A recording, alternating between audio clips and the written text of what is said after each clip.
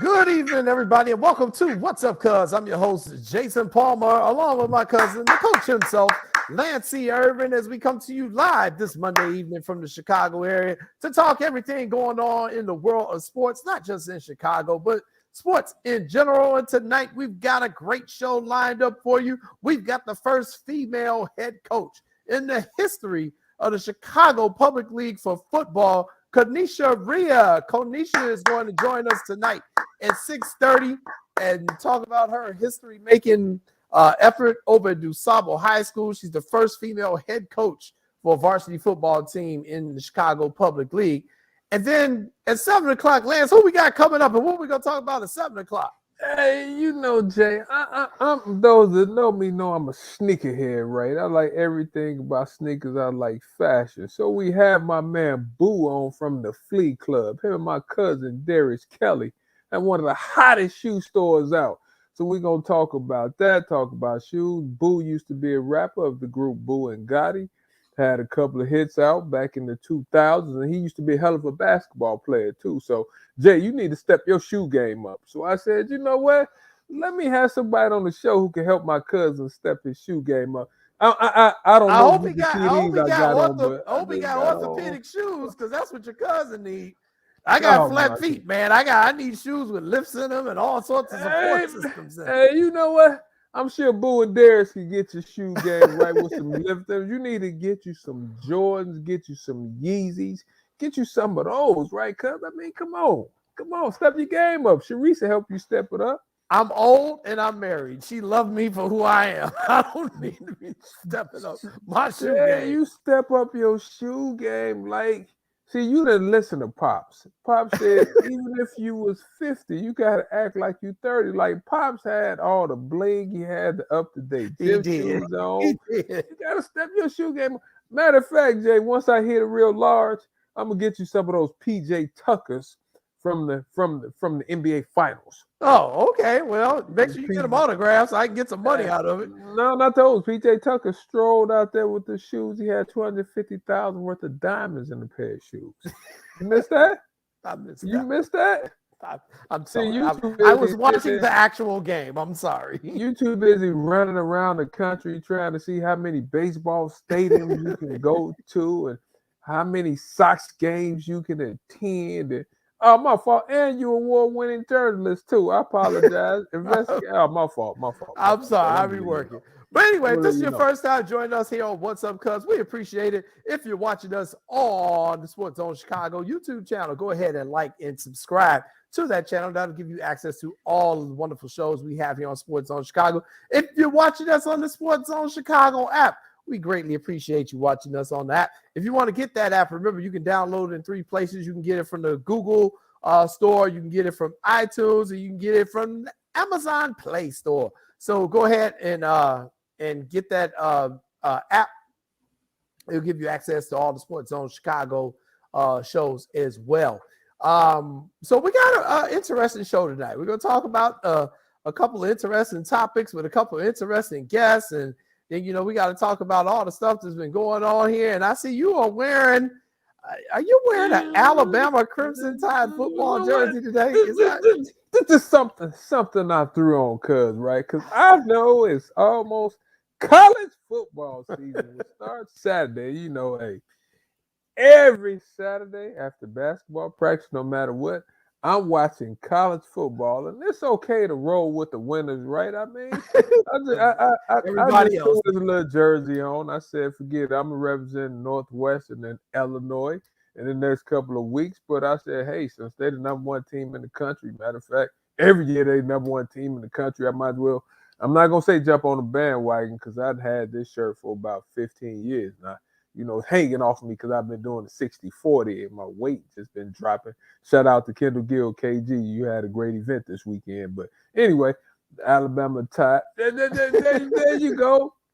Roll Tide. You know, hopefully, Jay, we need, seriously, on a different note, though, we need Illinois to have a good year in football.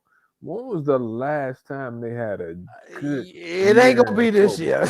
I can tell you that now. It ain't going to be this year. You can say you want to have it. Let's how about Northwestern? Let's focus on Northwestern. They closer to us anyway. And Pat Fitzgerald, he a good coach. He usually keep good competitive teams around. Well, let's say we want Northwestern to have a good year this year because Illinois got a brand new coach. They're going to be rebuilding. They probably ain't going to have a good year this year. The only reason I done start off with Northwest because Coach Fitzgerald and those guys been doing it every year since he's been there, right? So, I mean, it's expected of them to hang around, be in the fight for the Big Ten title, go to a bowl game, because lately they've been doing that, correct? But U of I think in football, we need to have Howard Griffin back on it. Yes, Matter of fact, we're going to call CJ from Morgan Park, get them on, because they represented football well at U of I. And it seems like, Jay, for the past 10 years, I love Lovie Smith too, but it seems like for the past 10 years, they haven't been relevant. U of I, they've been stuck in the mud. They've been stuck in the mud for a while. So we'll see what they're going to do. They got a nice facilities down there. It's a $90 million, I heard, Jay. It's a nice academic institution. Never known for a football school, always been more of a basketball school. But when you're in the Big Ten, you really should have all your sports being able to compete. It doesn't matter if it's, women's water polo, for the love of God. You're in the Big Ten, so you're supposed to be able to at least be competitive. And they haven't been that. And they haven't been that in a while, so we'll have to see what's going on. So you went with Alabama, so I decided to wear my Miami Hurricane shirt. I had to go with my Canes, baby. Because that's what I'm always representing. I've been a Miami fan since the 80s, and I ain't never going to, diss my Canes, man. I can't be mad at you because you always been a Canes fan, right? Yes, I have. Mean, Michael Irvin, those guys, Bernie Kosar, you know those guys.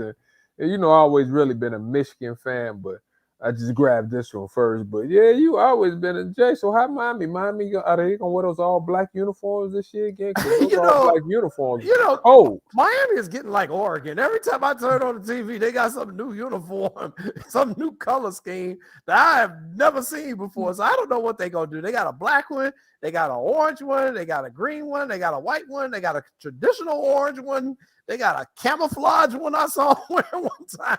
So Miami, I don't know what they're going to wear. But, they actually have like on their website, like the day of the game, what color they're going to wear. So that the fans can go to the game and wear that uniform. So whenever they have a home game, they put it up there. We'll be wearing this today. And then the people, if you have that, you wear that. If you don't have it, you can run out and buy it, which is what they want you to do anyway, so that you can wear Smart that marketing. to the game. Great marketing. I agree. That in the turnover chain. I agree. So, hey, let's get to some topics that we want to discuss today. So let's start about our Chicago Bears and what happened over the weekend. They were playing against the Buffalo Bills in the second preseason game. Remember, they only got 3 preseason games this year, so they got 1 more left. So they played against the Buffalo Bills at Soldier Field, goodness. And it was the return of Mitch Trubisky. And for me, it's not about the wins and losses. It's about how they played. And they played bad, man. They played real bad. And our poor new shiny toy, Justin Fields, ain't shiny no more. He got crushed. He got crushed by a linebacker from the Buffalo Bills. You see his helmet went flying, his headband went flying, poor Justin went flying, and it was not a good look. I know many people have said this is why we cannot afford to start Justin right now, because our offensive line is questionable, and we don't want to see our new prize toy all damaged and dented before the season even gets started. And Lance, he got crushed. Your thoughts on Justin Fields? My thought, when he took the hit, I thought he was going to be out for a couple of games. That's how bad the hit looked, right? And that just tells you about how you always as good as your last game, right? Just a couple of weeks ago, we all were hollering, Justin Fields, the line is better than last year. We don't need Charles Leno. Everybody was hollering, all this, all that. Then in less than about, like 150 hours, everybody has changed. Don't start the young fella. Matt Nagy goes from maybe he's starting to he's not starting to he will. I don't know. Andy Dalton is our guy. Now we saying, like you said, Look out for the new toy. No, the new toy need to play. At the end of the day, Jay, it was just bad all around, right? Anytime you down 41-6 in the third quarter, or maybe even halftime, heck, I mean, it's a bad performance by everybody. And I don't care what it is. If it's it's not so much the score, right? I understand because of football. And I heard you talk about earlier today how Daryl Stingley got hurt in the preseason game. So after that, I mean, people started like playing them a little bit different, right? But you still supposed to play everybody the same and put your best foot forward. They can't tell us they put their best foot forward. I don't care if it's second string, Jay. I don't care if it's third string. But 41-6, it's tough. So I don't know. I walked away from it, not trying to make a big deal out of it, but I'm a little worried about how the offensive line looked. And everybody across the country screaming it, so it's not just me. So what's your thoughts? And do you think they should start Justin Fields or should Andy Dalton? I'll tell you who I think should start. I said last week I thought Justin Fields should start. I still think Justin Fields should start. Justin Fields is your future. You cannot baby people forever. You drafted this guy in the first round to be your franchise quarterback. Go ahead and play him. He's going to have to learn anyway. He's going to take hits like that. I don't care what you try to do. He's going to take hits like that. But I understand the argument. I understand the argument people saying, no, he is not ready. No, our offensive line really ain't ready. We can't get him killed. I think you have to play this young man. Now, do you have to play him the whole game? I don't know, but you need to give him series at least. You need to give him some series during the regular season because here's the thing. Let's say, all right, we're not going to play him. If the offensive line don't block no way, Andy Dalton going to get killed. And Justin Fields going to be in the game anyway. So I think Justin at least has a little bit more escapability than Andy Dalton. Now, what happened in that game on that one particular hit, that was not, I believe, our first string offensive line out there at the time. But he's going to learn. He's going to take some knocks, man. You got to put him out there and see what he's got. A lot of people go disagree with me on that. I'm cool with that. But I think you got to play the young man so that he can learn. And Jay, let me ask you this. What other sport do we talk about where if you are the best player at your position, they talk about let's not put you out there to start the season? Oh, baseball. What other sport do we do that? I mean, we got that going on right now on the south side of Chicago with Michael Kopech. Everybody know Michael Kopech is good enough to be in the starting rotation for the White Sox. Everybody know that. He definitely better than Dallas Keuchel right now. Everybody knows that. So, but they're not playing him. They're putting him in a role, and they're going to try to move him into a starting role, I believe, as early as next season. But they are giving him substantial playing time. He's playing crucial innings during the game. They're bringing him in high leverage situations. So it's happening. It's happening. I would say at basketball, you guys tend to not do that. Y'all get a player. You're like, all right, get out there, my man.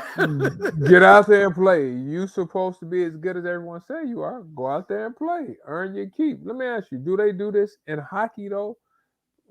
I mean... hockey has a minor league that they can send guys down to in the AHL, whereas football doesn't have that. They do have a minor league in football.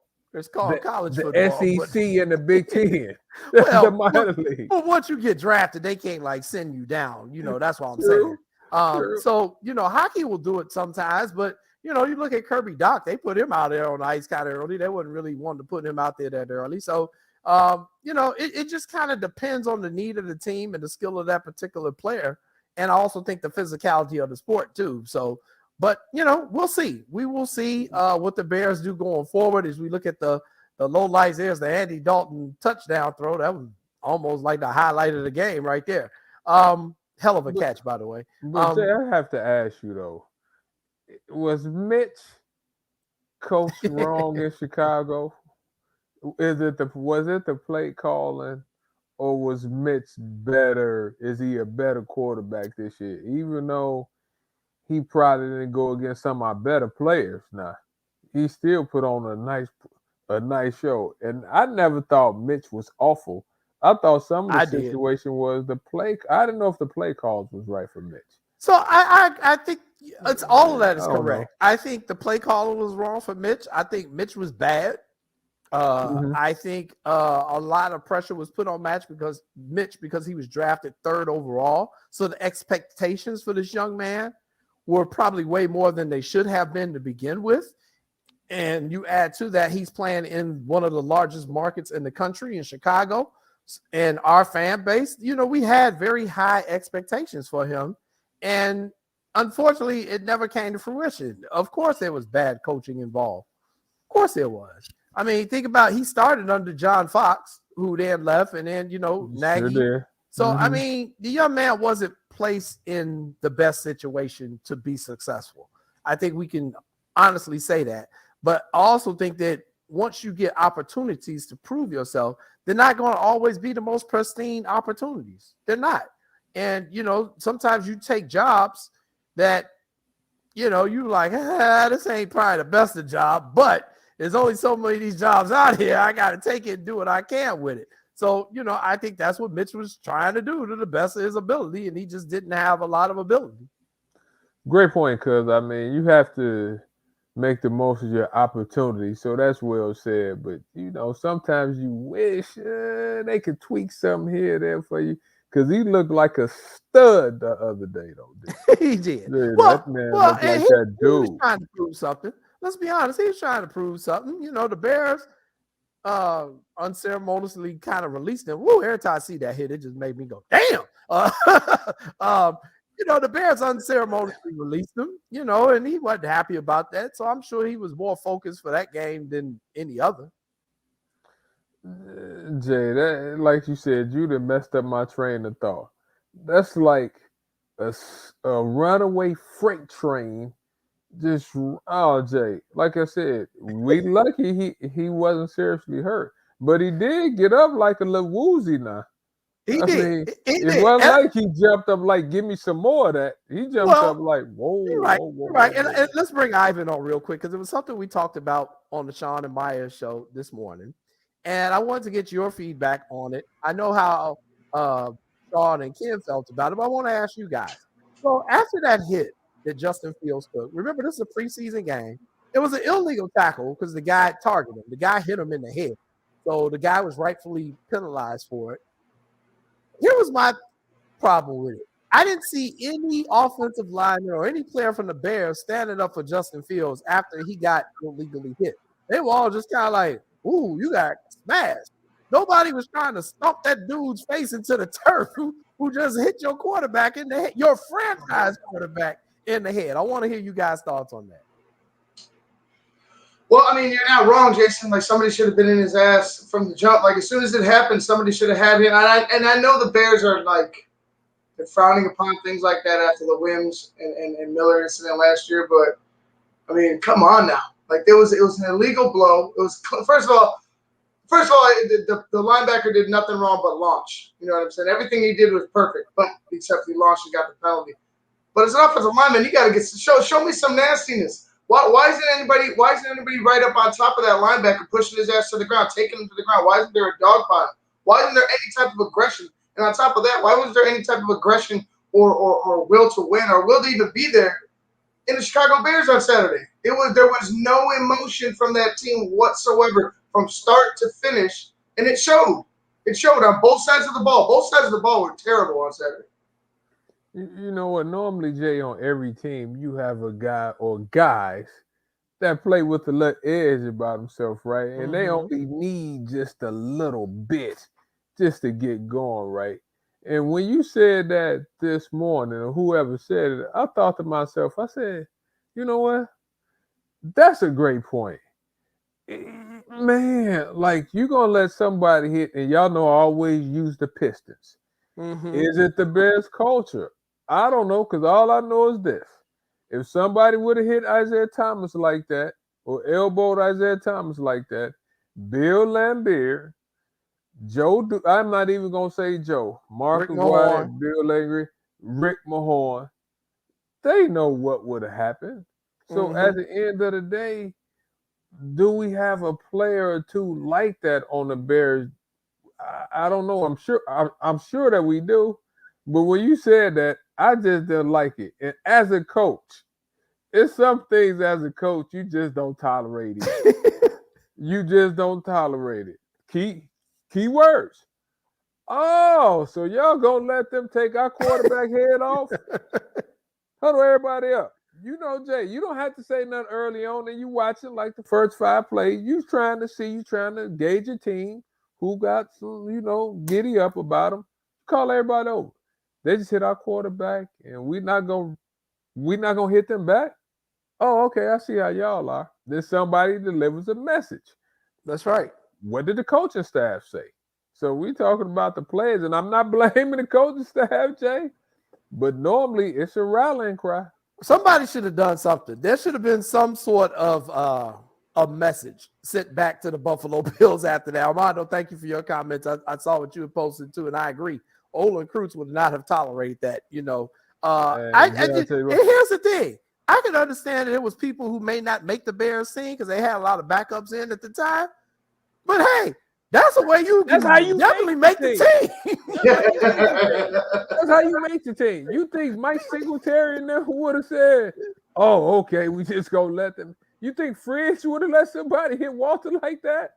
I mean, come on, that's how you make the team. Jay. It is definitely how you make the team. If your talent can't get you there, your craziness and heart can make you get on the team. Better. I mean, do you want the job or not, son? Hey, Jay, I tell you what. If you do that, if you on a borderline to get the cut and they trying to find a spot for you, special teams.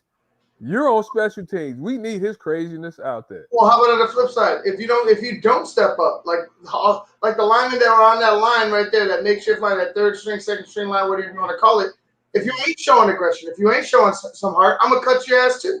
Like if you're not giving me any effort, I could cut your ass the same way. Like the thing is that you got scared for a minute because it's Justin, and then you're like, man, we can't have this shit, and it's like you're angry as a fan. And you're trying to, you're like, why aren't they mad? Like, why aren't you as mad as I am right now?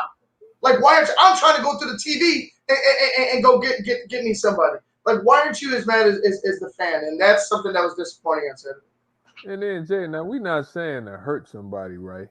But, know, if they hit Tom Brady like that, Jay, come on now. You think Tampa Bay not sending the message?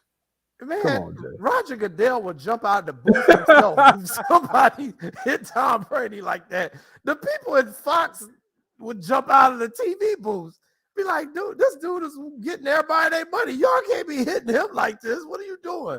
I just couldn't believe that nobody did anything. That was the most disappointing thing. Again, I didn't care about the score. I'm kind of like Irvin. I'm focusing more on the effort itself. And there was just no effort there. And I thought they got pumped.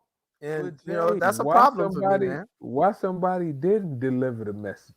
I don't know. That's the question we need to ask. That's the question we need to ask. That's the question everybody in that locker room need to be asking. I mean, we've all played all sorts of sport. And, it's just certain people, you can't allow them to get, kind of hit like that. So me, when I played baseball, I was usually the smallest guy on the team.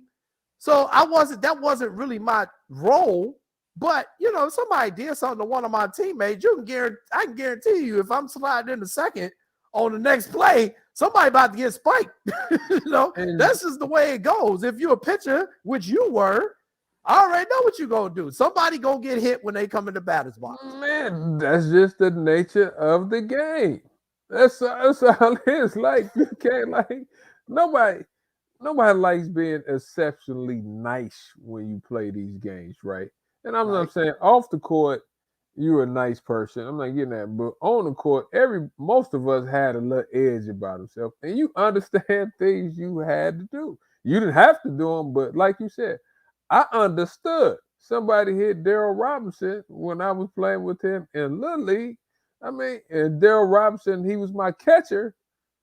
I already knew what the next sign was going to be the next inning. I already knew what was going to be done.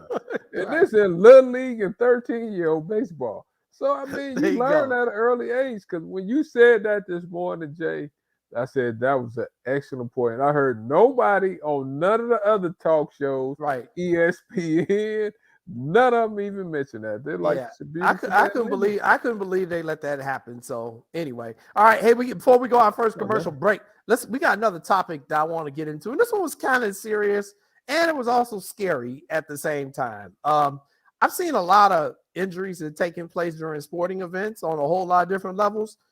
I've never been as scared as I was last week when I watched this particular incident, because I thought I had just seen a man get killed on the baseball field.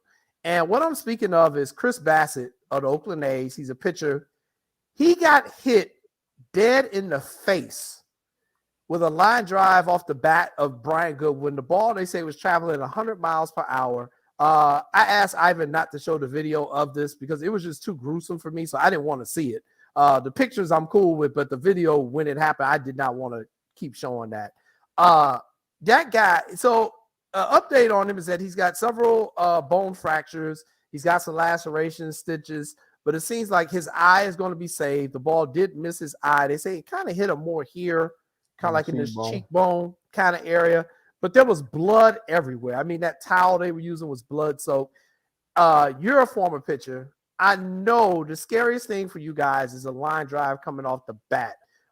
Just what were your thoughts on that particular incident last week? After he got hit, Jay, I started praying for him.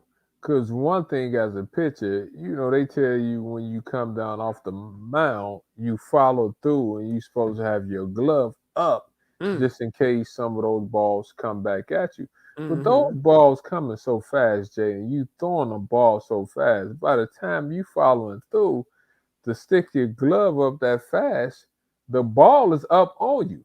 So I was praying for the young man. That's a pitcher's nightmare, Jay. And sometimes when pitchers get hit, you become shell-shocked, right?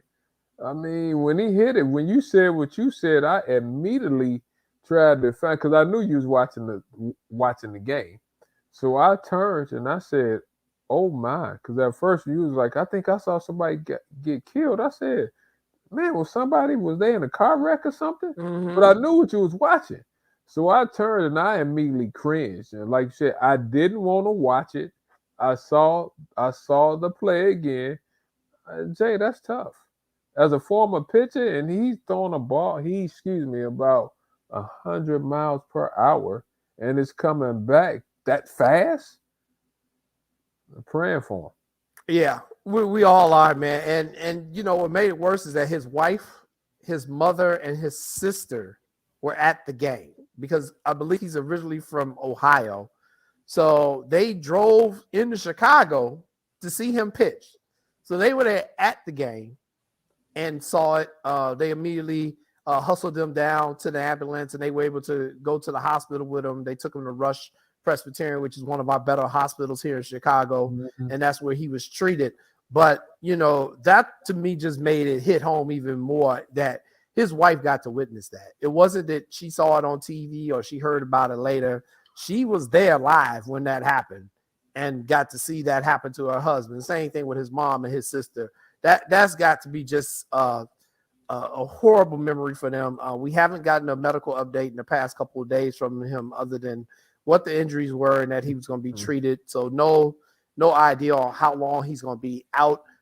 And he is the best pitcher on that A's staff. And he's having a great year. He's having a great year. He's the best pitcher on their staff, and the A's are in a playoff hunt. So from just a team standpoint, this is going to hurt the A's as well. But I was just like, Jesus, man, as a human being, that was hard to watch. That was hard to watch. And Jay, the fans that don't know, like if you announce the mound is up kind of high, right? And you're not as far away from the hitter as people think you are. So now you coming down off the mound a little bit too. It's tough. Go ahead, Ivan. I didn't mean to cut you off. No. I kind of lost my train of thought. But no, I was going to mention. Do you know what his time frame is? I mean, obviously it's a horrific injury. But do you know if they mentioned if he would be pitching again this season? They actually, I'm trying to look. I didn't see anything. They haven't said anything. I think it's kind of like one of those to be determined ones. because there's a lot they got to clear with this guy before they put him back on the mound. They've got to. Then they have to have some more surgeries. He may have to have some surgeries. They got to check his concussions. He could be a concussion protocol because I'm sure that shot rattled his brain pretty good. So I mean, they're going to be very careful before they put him out back on the mound, because the other thing is they don't want to be liable. They don't want to put this guy out there and then something happen. But head injuries are always scary because it's the unknown stuff. You can develop a blood clot, get an aneurysm, anything like that. So they gonna make damn sure this dude is all right before they put him out there. And he's kind of, like I said, he's their franchise pitcher. So they haven't given us a time frame. I don't see them trying to rush this guy back at all. We'll see what happens with Chris Bassett going forward. I'm just glad the guy was alive and was not seriously injured, because I'm telling you, when I saw it and I was eating dinner at the time, I had to stop eating. It was just too much to see what happened to him. And my best friend was actually at the game too. So it was rough. It was rough. And he said it was rough for them in the stands to see that. So, and Jay, then sometimes just the noise also with it too. Because if you're getting hit hard enough, you can hear it if you're sitting close enough. Yep, I agree. Well, hey, we're getting ready to take our first commercial break. So we're going to take about a 2-minute break, and then we'll be back with more of What's Up, Cuz.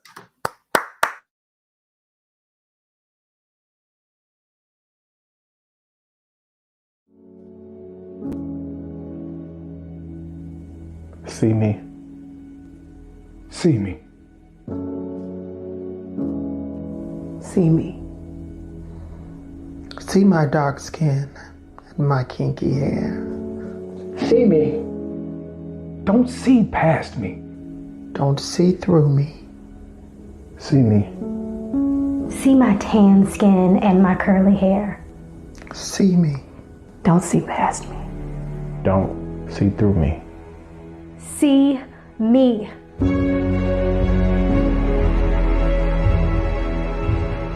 See my face, wet with tears from years of oppression. See my hands, weathered and worn from decades of pulling myself up through your society. See my feet, split from centuries of walking your delicate line. See me.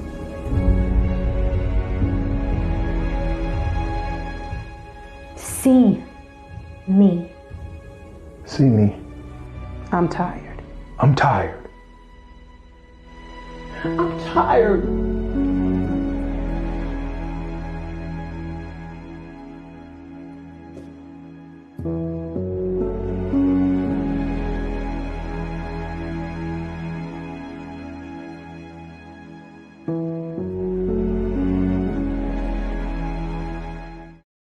AutomotiveMap.com presents the Sports Flash on the Sports Zone Chicago.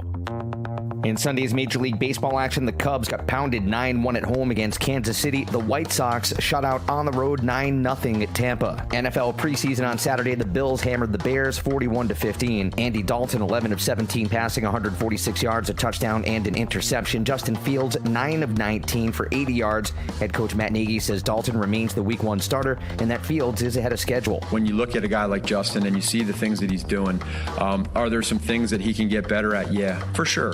That's going to be, we're going to say that 3 years from now. But at the same point in time, for him, there's also things that he's doing better probably than we thought coming into this, which is good too. Like, that's what we want. We want that to happen. Download the free Score app. Lightning fast updates so you never miss a thing. It's why the Score app is one of North America's most popular sports apps. I'm Chuck Sanders. That's the Sports Flash on the Sports Zone Chicago. Blue Star medicated ointment works fast to relieve the pain and itch of almost any skin irritation. It's amazing. It's like as soon as you put it on, you can feel it working. We've had Blue Star in the family for years. It works on everything. I love the cooling sensation on my athlete's foot. What a relief for my eczema. Nothing worked on my dry, cracked skin until I tried Blue Star. Blue Star is great for scalp itch. Look for the white box with the blue star in the first aid section. Feel Blue Star work fast or your money back. Want to hear something amazing? Discover matches all the cash back you earn on your credit card at the end of your first year, automatically, dollar for dollar, with no limit on how much you can earn. Extra cash? Come on, how amazing is that?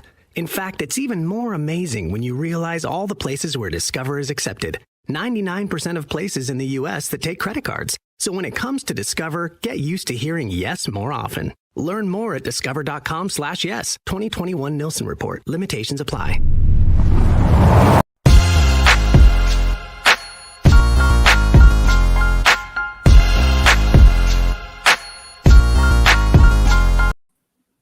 Welcome back, everybody, to What's Up, Cuz. I'm your host, Jason Palmer, along with my cousin, the coach himself, Lancey Irvin. Yes, sir. Who you over there texting in the middle of the show, man? You ain't got nothing you doing. I'm sounding like my Stephen A. Smith. You know, that's how you look when you got a lot going on. But even if you don't, Jay, you told me that. I learned that from you. I thought Lance was hitting up Nick Saban. Trying to get some eligibility. You got some eligibility left? I was trying to call Calvin Ridley to see if he wanted to come on the show. I was trying to call good old number 6. Oh, Lord have mercy. Jay, I learned from you, baby. You told me you got to do multiple things. I'm texting. You know how the good ones do. Yeah. We'll see. Well, you ready for our first guest? She's getting ready to come on here. She's getting set up in the green room, and we'll talk a little bit about this. So, we've had interesting guests, and, we got an interesting guest coming on at 7 o'clock, too. We talk about some interesting topics. Well, history is being made in the Chicago Public League this year. The first female head football coach of a varsity program. So this is monumental. The very first. So we reached out to her and said, hey, we got to have you come on the show because this is history and we all about promoting history and people from our community who are coming up. And she was like, yes, of course. So we got her before anybody else. No other news organization has this story yet, last. So consider this a scoop. That's what we call it. Our business. That's why I fool with you. Like when you had Ashley Johnson on the show, Sarah Gordon. I'm meeting soccer players. I'm meeting water polo finest goalies, Olympian Peter Westbrook. That's why we do the show. That's why I hang with you. That's why we do the show. So we are proud to welcome the new head coach at DuSable High School, the new head football coach, Konisha Rhea. Konisha, hello. Welcome to What's Up, Cuz. Hi, everybody. How are you guys doing? Coach, we're doing great. We're really doing great since you on the show. I'm like, Jason, you got to be kidding me. Like, he sent me a text last week, and I just started smiling. I thought he's pulling my leg at first. I'm like, cuz, there's no head women's football coaches out there. Stop joking with me. Then I looked it up. You were, so I'm proud of you, and congrats. Hopefully you'll have a great year. Just don't be Morgan Park and Julian, though. But other than that, have a good year. Yeah, I'm not ready for a Chris yet. This is our first year. We're building. We got, small numbers. We're a small school. I got to build it so they'll come, That's right. But you have to start somewhere. Go ahead, Jay. I'll let you take it away. I just got excited. Go ahead. Yeah, Jay. no problem. Konisha is starting at DuSable. She's obviously made history with this decision, and I actually talked to her athletic director as well about her. Konisha, what was just your reaction when you were told that the job was yours if you wanted it? I said, are you sure? Are you for real? Are you, She said, well, yeah. She said the players really requested, and then the principals have noticed what you were doing when you were an assistant, and we would like to offer you this position. And I said, oh, excuse my French. I said, oh, hell yeah. And then it's kicked in, and I got a little scared and reached out to my old coaches, and they reassured me, you can do it. It's okay. You got it. So I'm excited. So let me ask you this. Why were you initially scared? Like you said, you were assistant coach. You obviously paid your dues. Why were you scared, or what we call it, you just had some nervous energy? Well, it's because I had never coached high school football. I've only coached high school football 1 year. Mm-hmm. So to jump from an assistant coach to a head coach in 1 year, are you ready?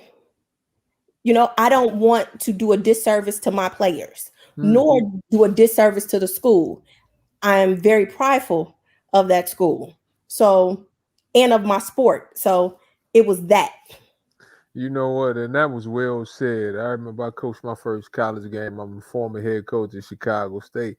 And I don't think you're really ready until you call your first time out. Then you get ready quick. But talk to me about football. Like, where did you get your start? Like, have you always been a fan? Do you have a side piece NFL team? Talk to me.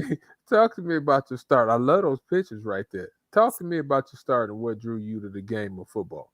So, like anybody else, you start playing football when you're a little kid in the sandlot. And so I fell in love then. And I've always been a tomboy. So when I got to high school, my dad wouldn't let me play. So I managed. So I was still around it. Okay. And then in college, still around it.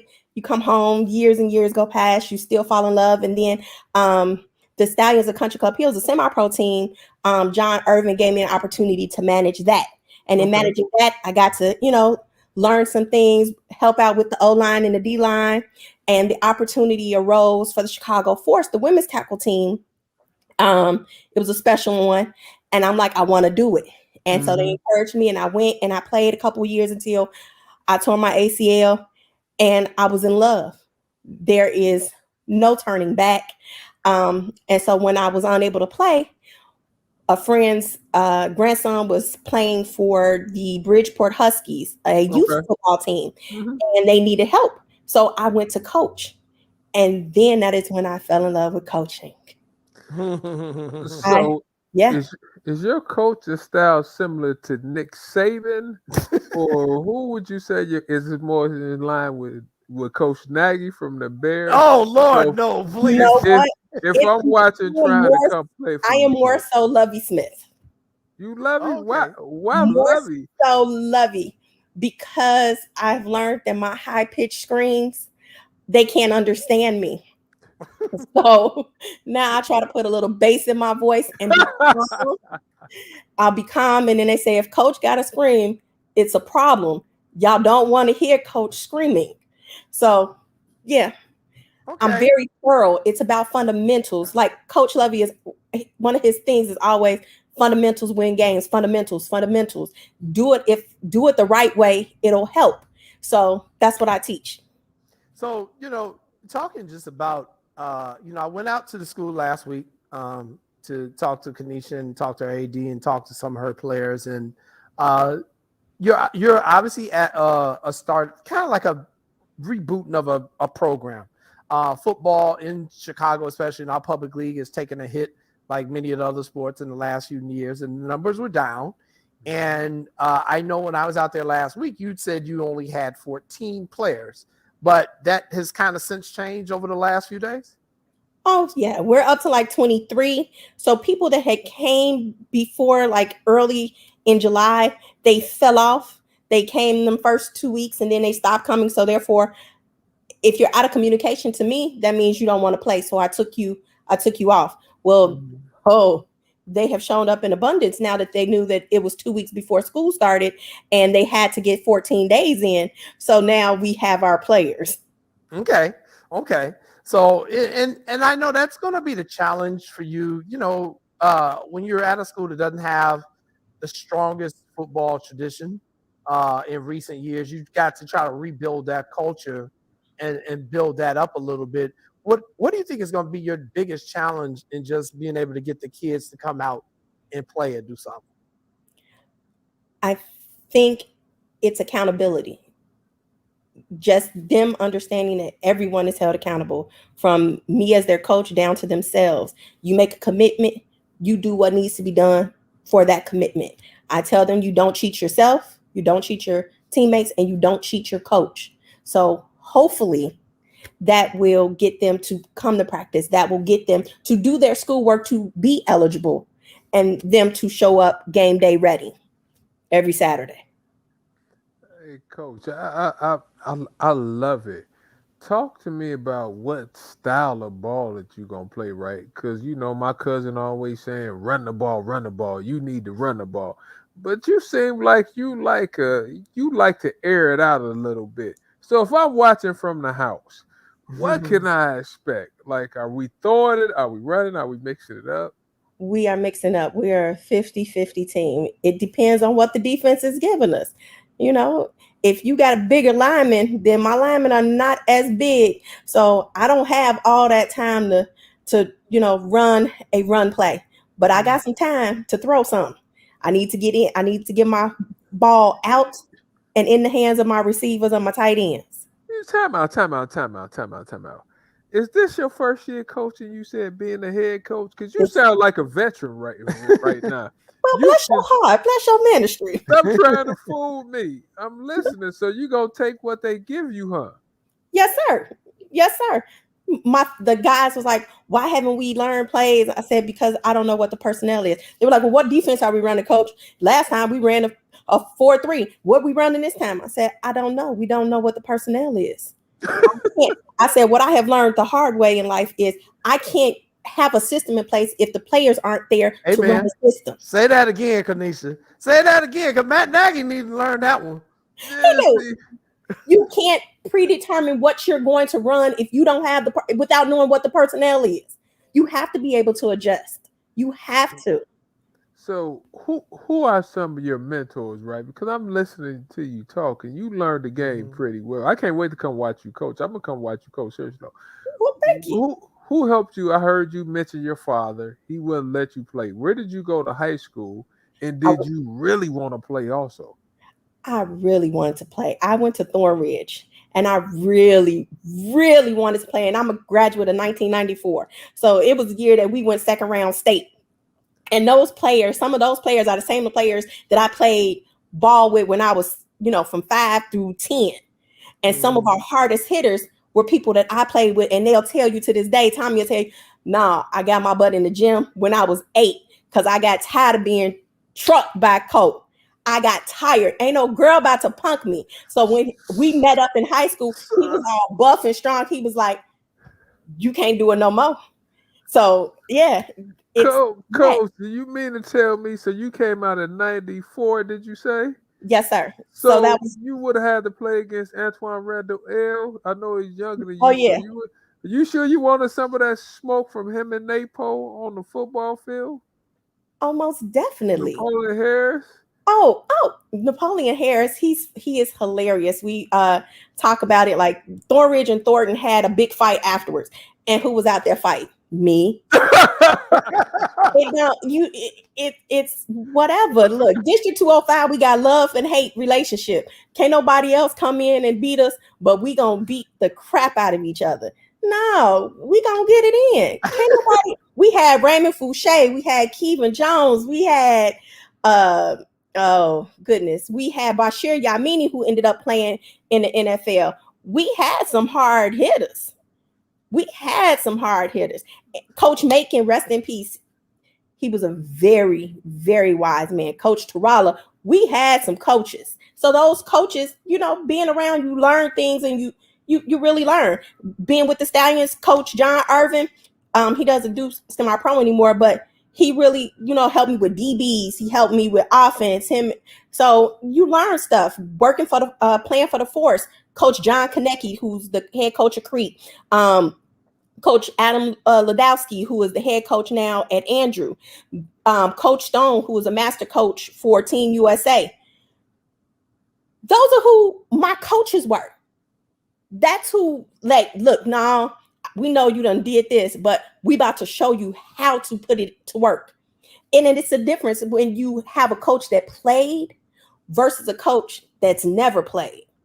Mm-hmm. Mm-hmm. It's a difference. Because you know what your body can and can't do. You know what's going to happen if you do this way versus saying, oh, I've watched the game all of my life. I'm textbook savvy. No, I'm game book savvy. Okay. Let me ask you this. And once again, we're being joined by Kanisha Rhea. She's the new head football coach for the varsity team over there at DuSable High School, making her the first female varsity football coach in the history of the Chicago Public League. Kanisha, let me ask you this because you've told us what your tree line is, who you've kind of come up under. All your counterparts are going to be male coaches on the opposing sidelines. Football is a very mature machismo sport, so to speak. What do you think the reaction is going to be around the league, especially against the teams that you play, when these coaches see that they're going up against a female head coach on that other sideline? And when is your first game, by the way? Our first game is this Saturday, August 28th at 10 a.m. against Crane at Stagg Field, which is 74th and Stewart. I think, so growing up, I watched Wildcats, Goldie Hawn, right? Mm-hmm. That's what I think is going to happen. If we win, you as a male coach are going to be like, what the hell? Mm-hmm. Okay, we see something. If we lose, it's, she a girl. What else? What y'all expect? So I have a chip on my shoulder, and I just, hope that my players do well.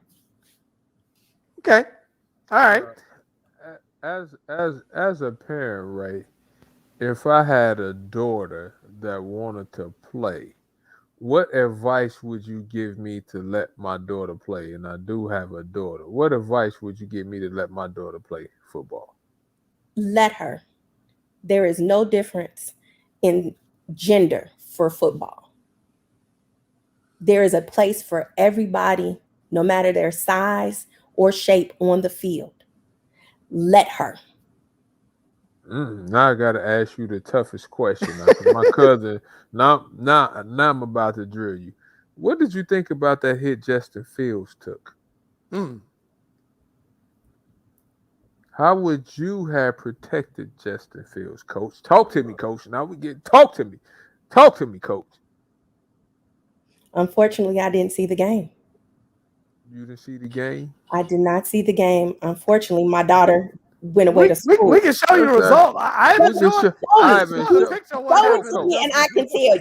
Because as a coach, you have to adjust on the fly, like I have to adjust. Ivan, if you not asleep back there, Ivan fell asleep. Show her the result of the Justin Fields hit. He got it. We can show you, Kanisha, what happened or the end result. I can just imagine the hits. I mean, look at all the hits Cutler got. So I don't know what to say. Kanisha gonna love me. I'm throwing Kanisha crumbs. It was a hit, Kanisha, right now. Hopefully Ivan is scrolling it up, coming up with it, but he almost they knocked his block off. And this is the type of hit where his helmet went flying. He got hit so hard, his headband went flying. Right. Where was my line? Excuse me? Where were my guards at? Were they just on the ground? That's what I was going to ask you. That's where I'm hoping Ivan could pull it up so you can help me. There we go. Oh. And like the defensive end came, nobody touched him. Jay, am I right? He came. It was one of the ones where it looks like the O lineman had missed assignments. There you go. You nailed it perfectly. 100% missed assignments. Yeah, we got video of it for you, Kanisha. Here we go. Oh yeah. Ooh. Oh, poor baby. Luckily, he young and he can bounce back.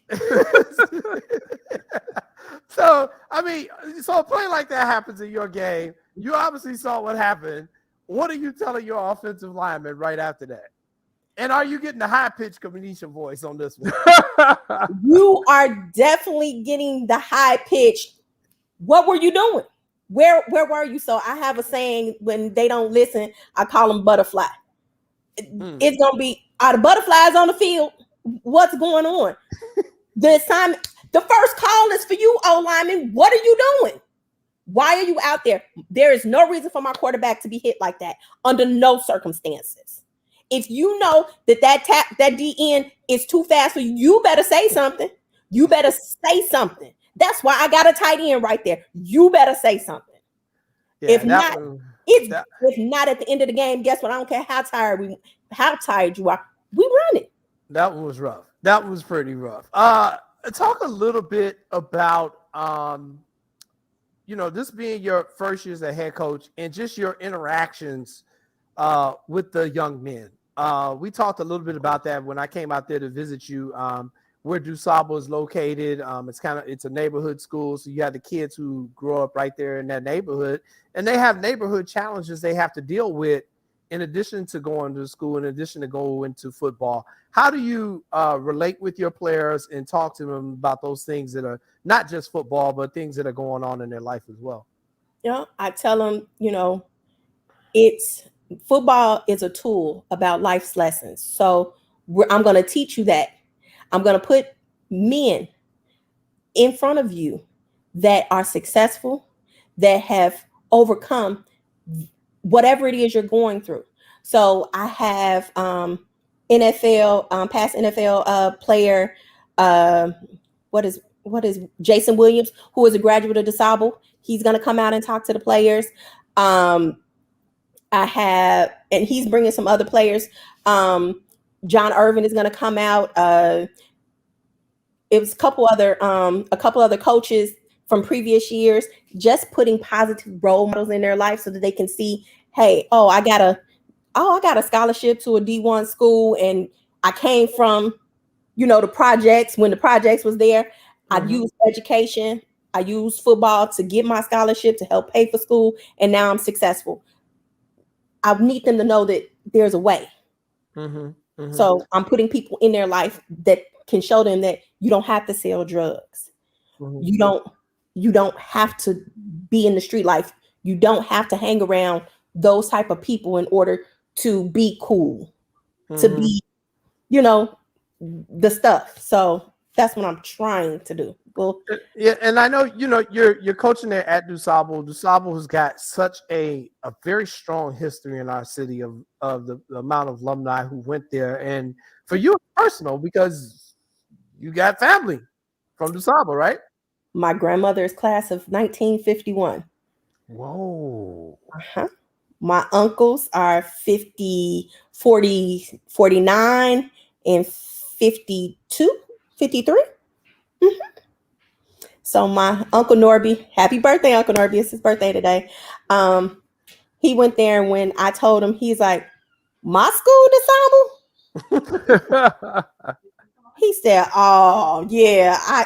He doesn't really leave the house except for going to dialysis, but he was like, I'm coming to a game. That's my school. My niece is coaching at my school. So he's got a big chip. He's really proud of me. So I'm excited. Okay. Well, we're going to take a really quick commercial break for about a minute and a half, and then we're going to come right back with Kanisha for a few minutes, and then we're going to bring on our second guest. You are watching What's Up, Cuz? Stay tuned. We'll be right back.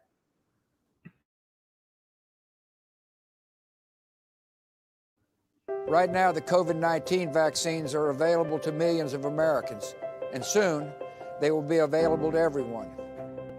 This vaccine means hope. It will protect you and those you love from this dangerous and deadly disease.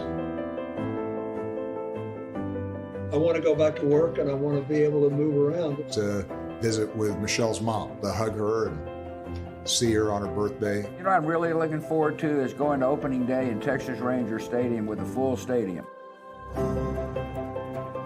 We've lost enough people, and we've suffered enough damage. In order to get rid of this pandemic, it's important for our fellow citizens to get vaccinated.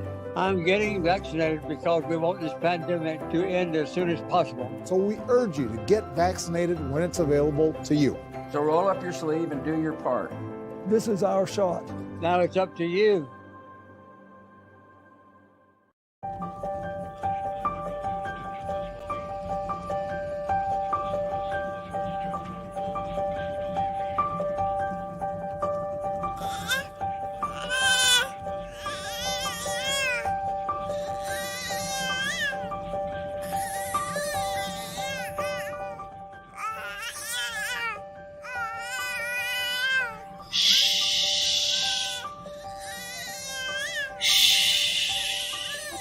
Compassion, noun.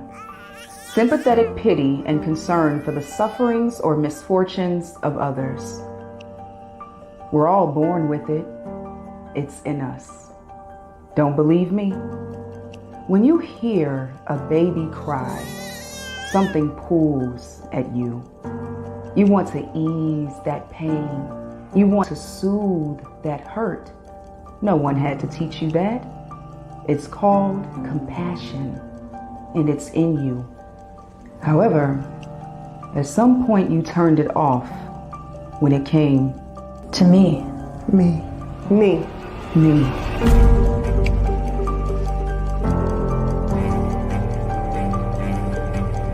The cries of my soul have gone unheard, but today, you will hear me. My heart has wailed a melody loud enough to shatter your ears, and you ignored me. But this week, you will hear me. This body has beat the drums of anguish, only to be silenced. But this month, you will hear me. This year, this decade, this century, I will be heard. And you will be the one to hear me. And when I am finally heard, show compassion. Show compassion. Show compassion. Remember, it's in you.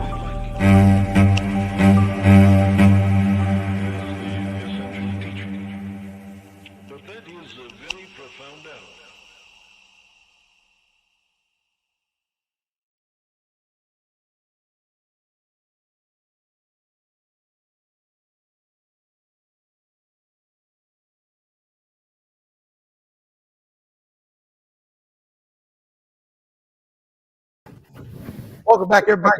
Because I'm your host, Jason Palmer, along with Lance Irvin and our guest, Kanisha. Just a couple more minutes because Lance got to handle some business here for a couple minutes. But Kanisha, let me ask you. So obviously, you're playing during the COVID pandemic, which is still taking place here. What type of protocols are you putting in place to ensure the safety of your athletes, and what has the Chicago Public Schools put any mandates or anything in place for you and your coaching staff as well during this pandemic? So beyond mask, it was a thorough cleaning of the football equipment room and all of the equipment. Before practice, we have to sanitize everything. Even if we did it the night before, it's sanitized again. Anytime the ball is handled, we have wipes on the field. There are no more, water bottles. There are plastic water bottles everywhere, everywhere. And they practice with their mask on, except when they have their helmets on. So that way everyone is at least still 3 to 4 feet away from each other. So, and every day they fill out a health, the CPS health waiver. So, so far, so good. All right. So far, so good. So in terms of your team this year, and again, I don't like to put expectations on coaches, especially new coaches, when you're coming in and trying to build something. And, the wins and losses, how we define win and losses for you are going to be completely different than how we define win and losses for Lincoln Way West or, Glenbrook North, for Christ's sake, because you're dealing with a lot of different things. You're dealing with a lot of different issues. To you, this season, how would you define a successful season for you this year in your first year at DuSable? No more than one blowout, and we win 2 games.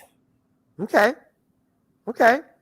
that's cool. That's a nice goal to have. And I know you're also pushing the academics for these young men and trying to get them to stay on the straight and narrow path here, so that because we've got too many statistics of young Black men dying in Chicago. And I know that having programs in the Park District, having programs in the churches, having programs in the schools help cut down on those numbers. And I know you do too. So I just want to thank you from the bottom of my heart for coming on tonight on What's Up, Cuz, and talking to us and, making history. Lance and I are very proud of you and what you're trying to do. And we wish you, nothing but success going forward out there for DuSable. Thank you. Can I just quickly say, if you have an incoming freshman that doesn't have a school yet, it's Daniel Hale Williams Medical School and Bronzeville Scholastic Institute. Those are the 2 schools that comprise DuSable High School. They have open enrollment right now, so please join us. And Coach, when is the game again? Saturday at 10 a.m.? Yes, at Stagg, which is 74th and Stewart. at 10 a.m. It's $5, and we are playing against Crane. Got you. There you go. Come see the aerial attack. Oh, Lord. Full star. Remember, she needs them new incoming freshmen, especially if they 6'4", 270. Please, if your kid is on the couch and is 200-300 pounds and don't move, I need him. I need him. I need my meat in the middle. I need him. Send him my way. If you're 5'8" and speedy, we still need you. I can teach you how to catch a ball. I can teach you how to catch a ball.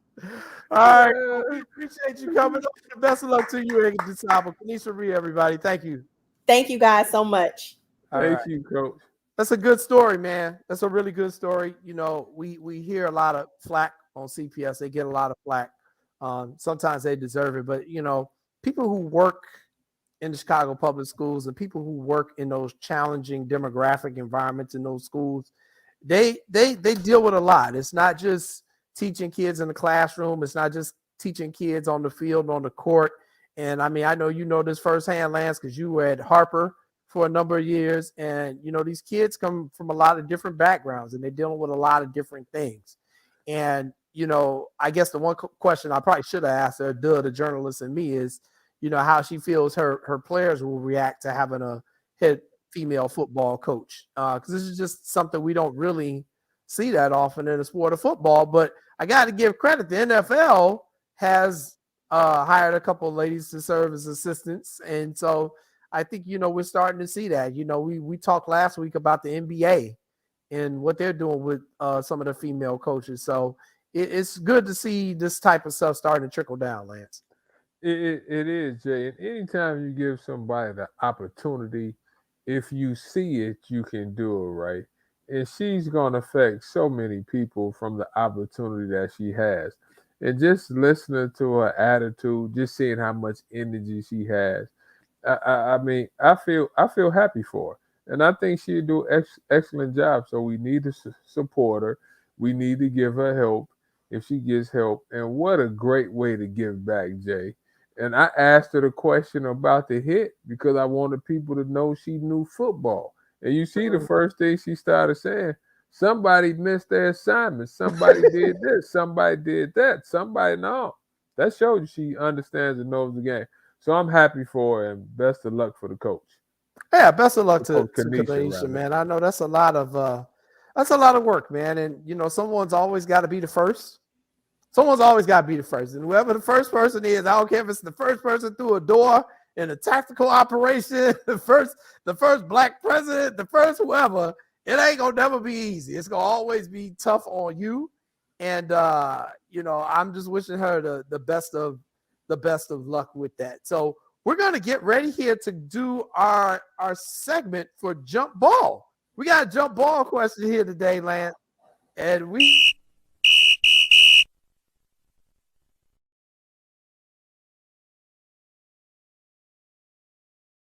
Ivan, I'm like 10 and 1.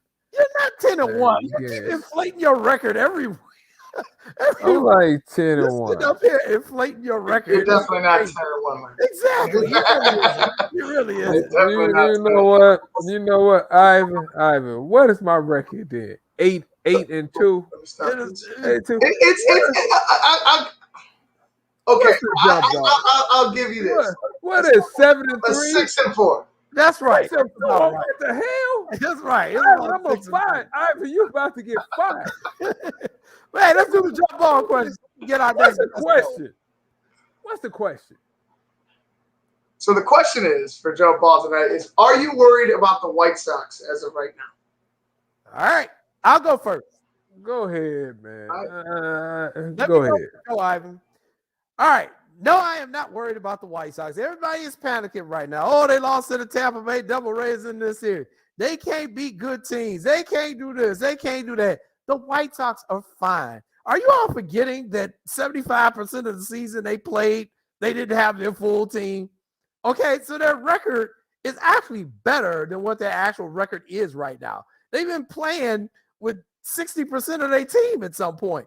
they're fine. They're going to beat teams. They're going to make a lot of different moves. They're going to lose games. Tony La Russa's going to blow games. The closer is going to blow games.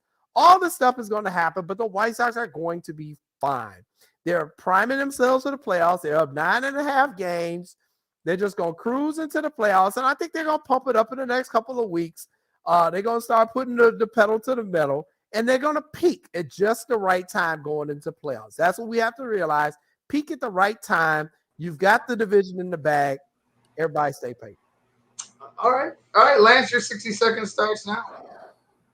You know what? My cousin trying to get y'all with don't panic and stay calm. How you staying calm, Jay? We just lost, 4 out of the last 5? And you sitting there stay calm. We're not playing well at the right time. We're playing bad when we should be getting better, right? And what you said, chemistry. We need chemistry. The team hasn't really gelled yet. I understand we have a good record. I get all that. But we have players back that hasn't been there, cousin of mine. So now, let me ask you, I don't know who's our closer. Is it Kimbrel? You said don't blame Tony, not blame Tony. I don't know. All I know is this. You have the Oakland A's. You have my Dodgers. You have the Milwaukee Brewers. You have a bunch of these teams now, and we never win road games. We struggle. You got a point with road games. I can't argue with that. We just got demolished on the road, and you telling me don't worry? You sound like Irvin. Matter of fact, I'm gonna tell you how I'm worried. I'm throwing my hat off. That's how I'm worrying right But now. here's the thing, Lance. If they finish with the best record in the American League, which is still a high possibility, you ain't gonna have to worry about going on the road because you're gonna have the home field advantage for the entire playoffs. So don't worry about it. I'll worry about that road when I get to that road. Act like the coach you are before I get a piece of Irvin. Act like the coach you are. You tell me if we lose one home game, the advantage goes to what team, cousin? The road team. The road team. We haven't won 2. Jay, when was the last time we won 2 road games? Two straight. It's been a minute. What month is this? It's August. When does September start? In about a week. We're fine. We're fine. When does the season? When does the playoffs start? This is why I do not want you to be the pilot on that aircraft when we got to go do bad weather. Okay, Lance. 7-4. Ivan, 7-4, Lance. Ivan, bad weather. Ivan, is this bad weather or is this just the start of a storm? Ivan, you tell me. You understand?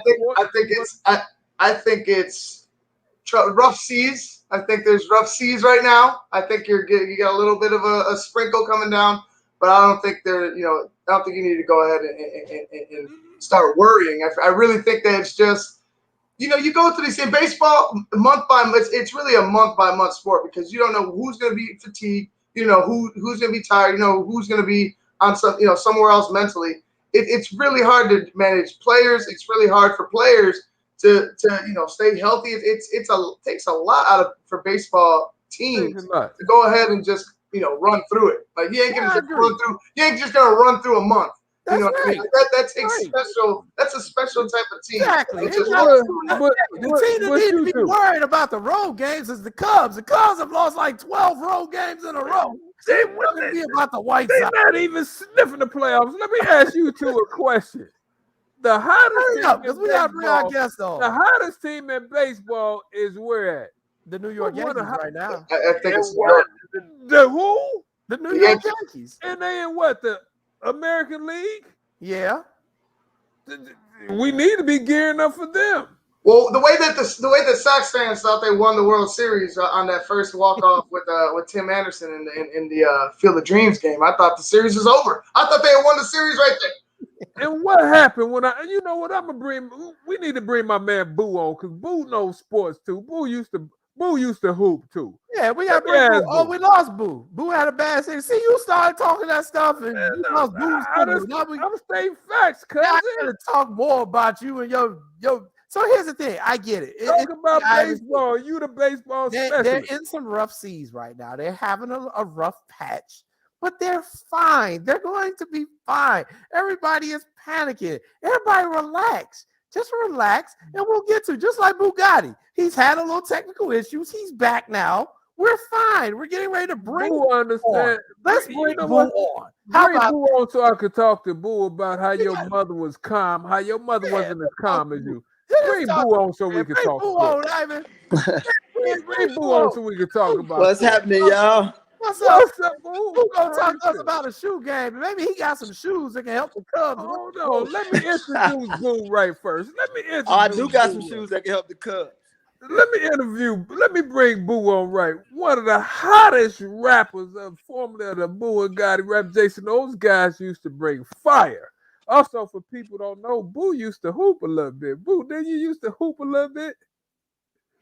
Yeah, I used to hoop a little bit. I used to hoop a lot of bit. Boo used That to was, hoop you know, being from Chicago, that's the only thing you can do, man. Either you gonna be in the street or you gonna pick up that basketball, man. Boo had you know, I'm like the same age as Nick Irvin and which is Lance brother. So yeah, I hoop.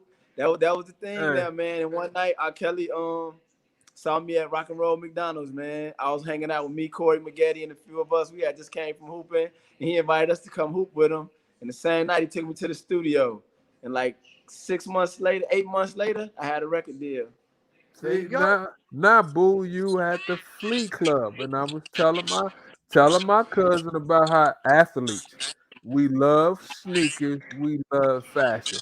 Talk to us about the store, and because everybody should have a pair of Jordans. Maybe everybody, I don't know. My cousin is wearing orthopedic shoes, Boo. So talk to us about how you could dress people up with orthopedic shoes and what fire we have in the store. Well, we was really inspired from it by just, you know, being kids from the city, you know, loving Jordan, honestly, you know, just that love of Jordan. It was like when Jordans come out, that's like a holiday. You try to skip school, you do whatever you can just to have those Jordans, man. And I think that love took over to, like, once I started doing music and rapping, you know, you gotta be fresh. That's the next step, you know. And Jordan was just so culturally hot. And then it turned from like Air Force Ones, Timberlands, Jay-Z. So now it's this culture like you gotta have, like, nowadays if women say they look at you from the feet up now. You know, so it was something that you gotta have some good kicks on your feet. So when I got a little bit like in music, started trying to say, like, okay, what's gonna be my like kind of exit route? What can I really get into? And I looked at like it was still real aligned with the culture of music too. When a rapper, instead of me having to so say if one of my like a good friend of mine, like a brother is like Lil Wayne, and his career is at the time and still is in the rap scene a little bit more prominent than mine. So it's hard for us to do music together. Like if I have a song with him, he'll do it with me. But now the music politics gonna come in. He needs 100,000 for it to get cleared. So now, you know, me. So he would have to do me favors to get on the records with me, or any other big artist that had to do favors. But if I got the kicks now, when they come, you need me too. You know what I'm saying? There you go, guys. My man found a niche. He found a niche to where, like, you know, I don't gotta chase you down so much. You need me also.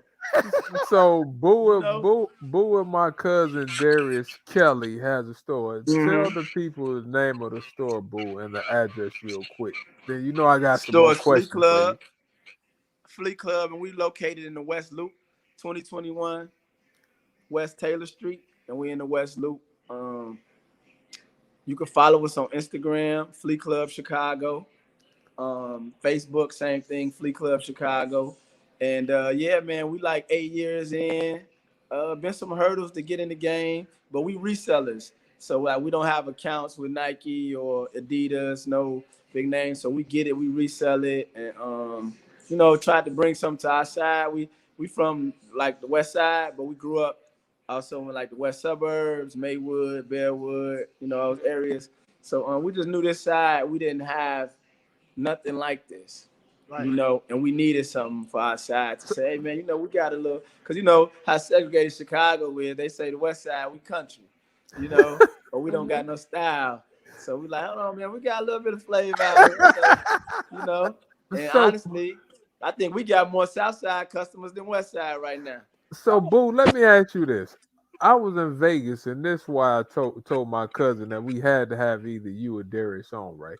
I'm going through Vegas, right? And I see all these shoe stores, and I'm seeing all these, I should say, I'm seeing these vintage sneaker shoe store with like Yeah. selling Bread 11, selling Yeezy, selling all this. Talk to me about what goes in behind selling what shoes do you get saying, you know what, these things hot, we need to go out and get some of these, we need to sell these. So it's a culture now. They call it hype beast.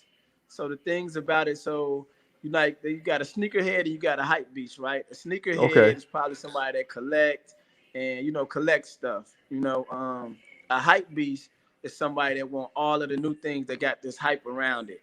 Like you know, they doing so many like dope collaborations. Like Travis Scott got collaborations with Jordans, even McDonald's.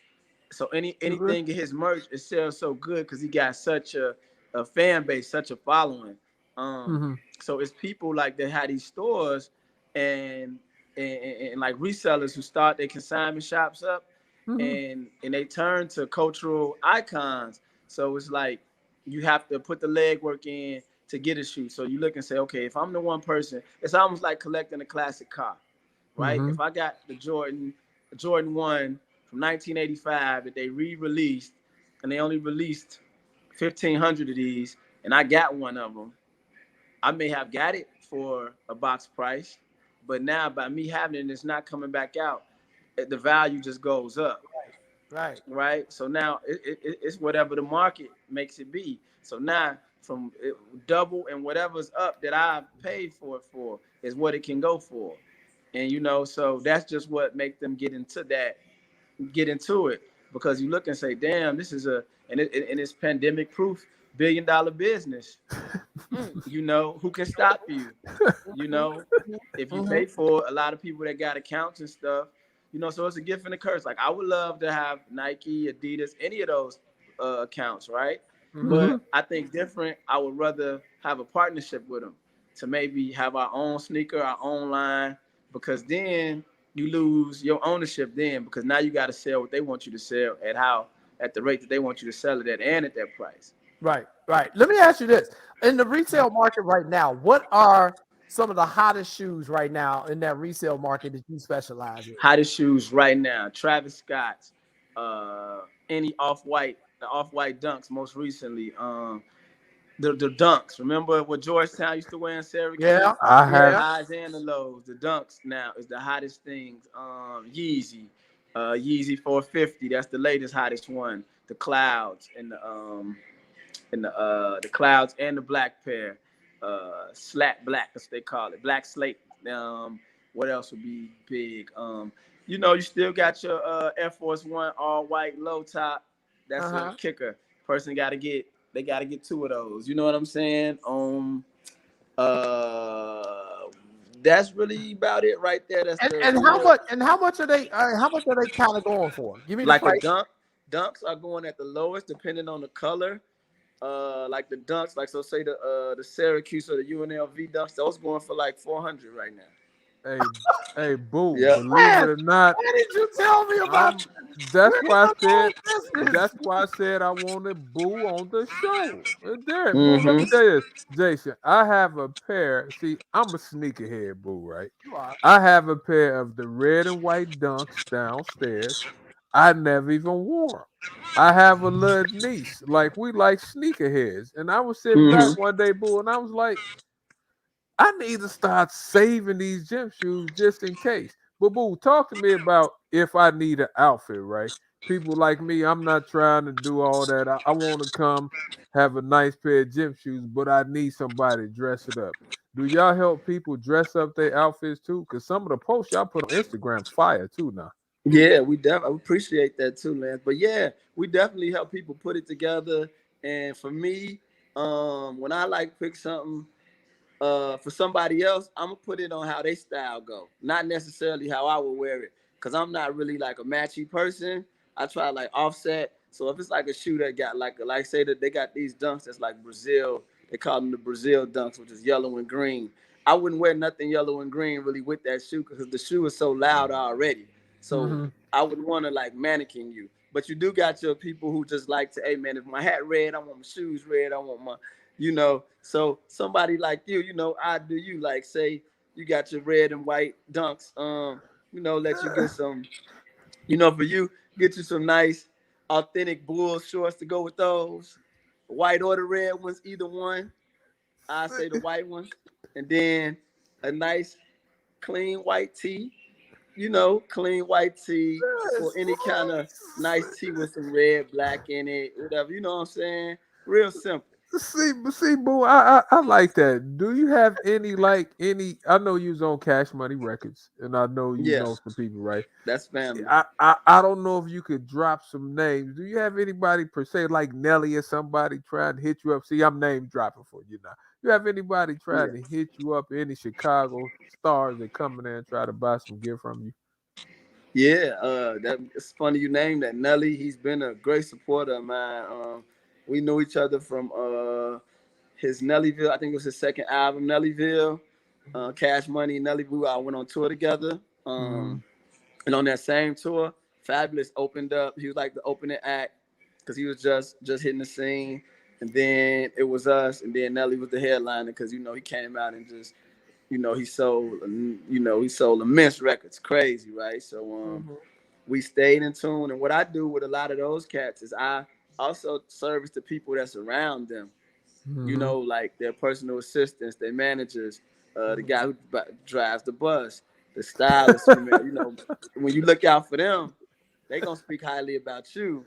Because everybody chasing down. It's like a player, right? It's like you trying to recruit a kid. You better off get his parents, and then get his. You know what I'm saying? Because everybody trying to talk to him. So just recently, last weekend, Fabulous came to town. He came in. Lil Baby, his management came in, and we got him together. My buddy Twin from QC, shout out to him. He spent a lot. Polo G, Lil Durk, Lil Zay Obama. He's a new upcoming artist that's coming. So we get a lot of those cats, man. I love it. Let me ask you this: how much does the NBA, especially in particular, how much does it set the fashion trends, which would then affect your work? It sets a high bar. The NBA sets such a high bar because now they do fashionable stuff. Hold on, y'all. I'm at my smoke shop. How you doing, sir? They set such a high bar because now you can see all of the players what they're wearing when they're coming in, and just they're cultural icons too, and everybody wants to be them. They the talk of everything. It's always, what's this word about LeBron, the Kyrie's and KD's, and they stuff just sell out the wall. Greek Freak now, his stuff. So man, and it's so much around them. So you see them 24/7 on talk shows. You see them. You have so much access to them now. So when they have those Bleacher Report has the kicks for them and they show it, kids jump right on it.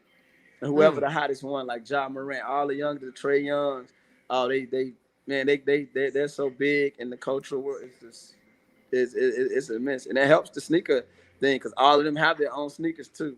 Right. And so that's why I said I was going to ask you that question, because I know the NBA has got to be, your favorite. Obviously the football players are wearing cleats, the baseball players wearing cleats.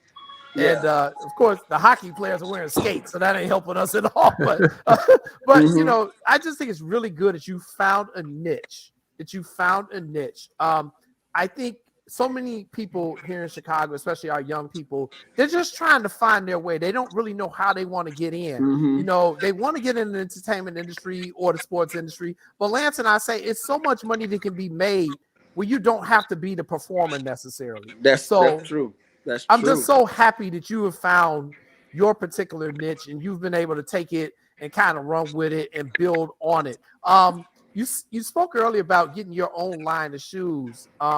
Is that something you're really trying to push for in the next, year or two? Yeah, I'm really trying to push forward with that because, like when you put so much work in it, so much leg work that you put in yourself, and you building your brand, and right now that's just what the world is at. So I spend a lot of time just studying like marketing and how these big companies become big companies like McDonald's, Walmart, Pepsi, Coca-Cola.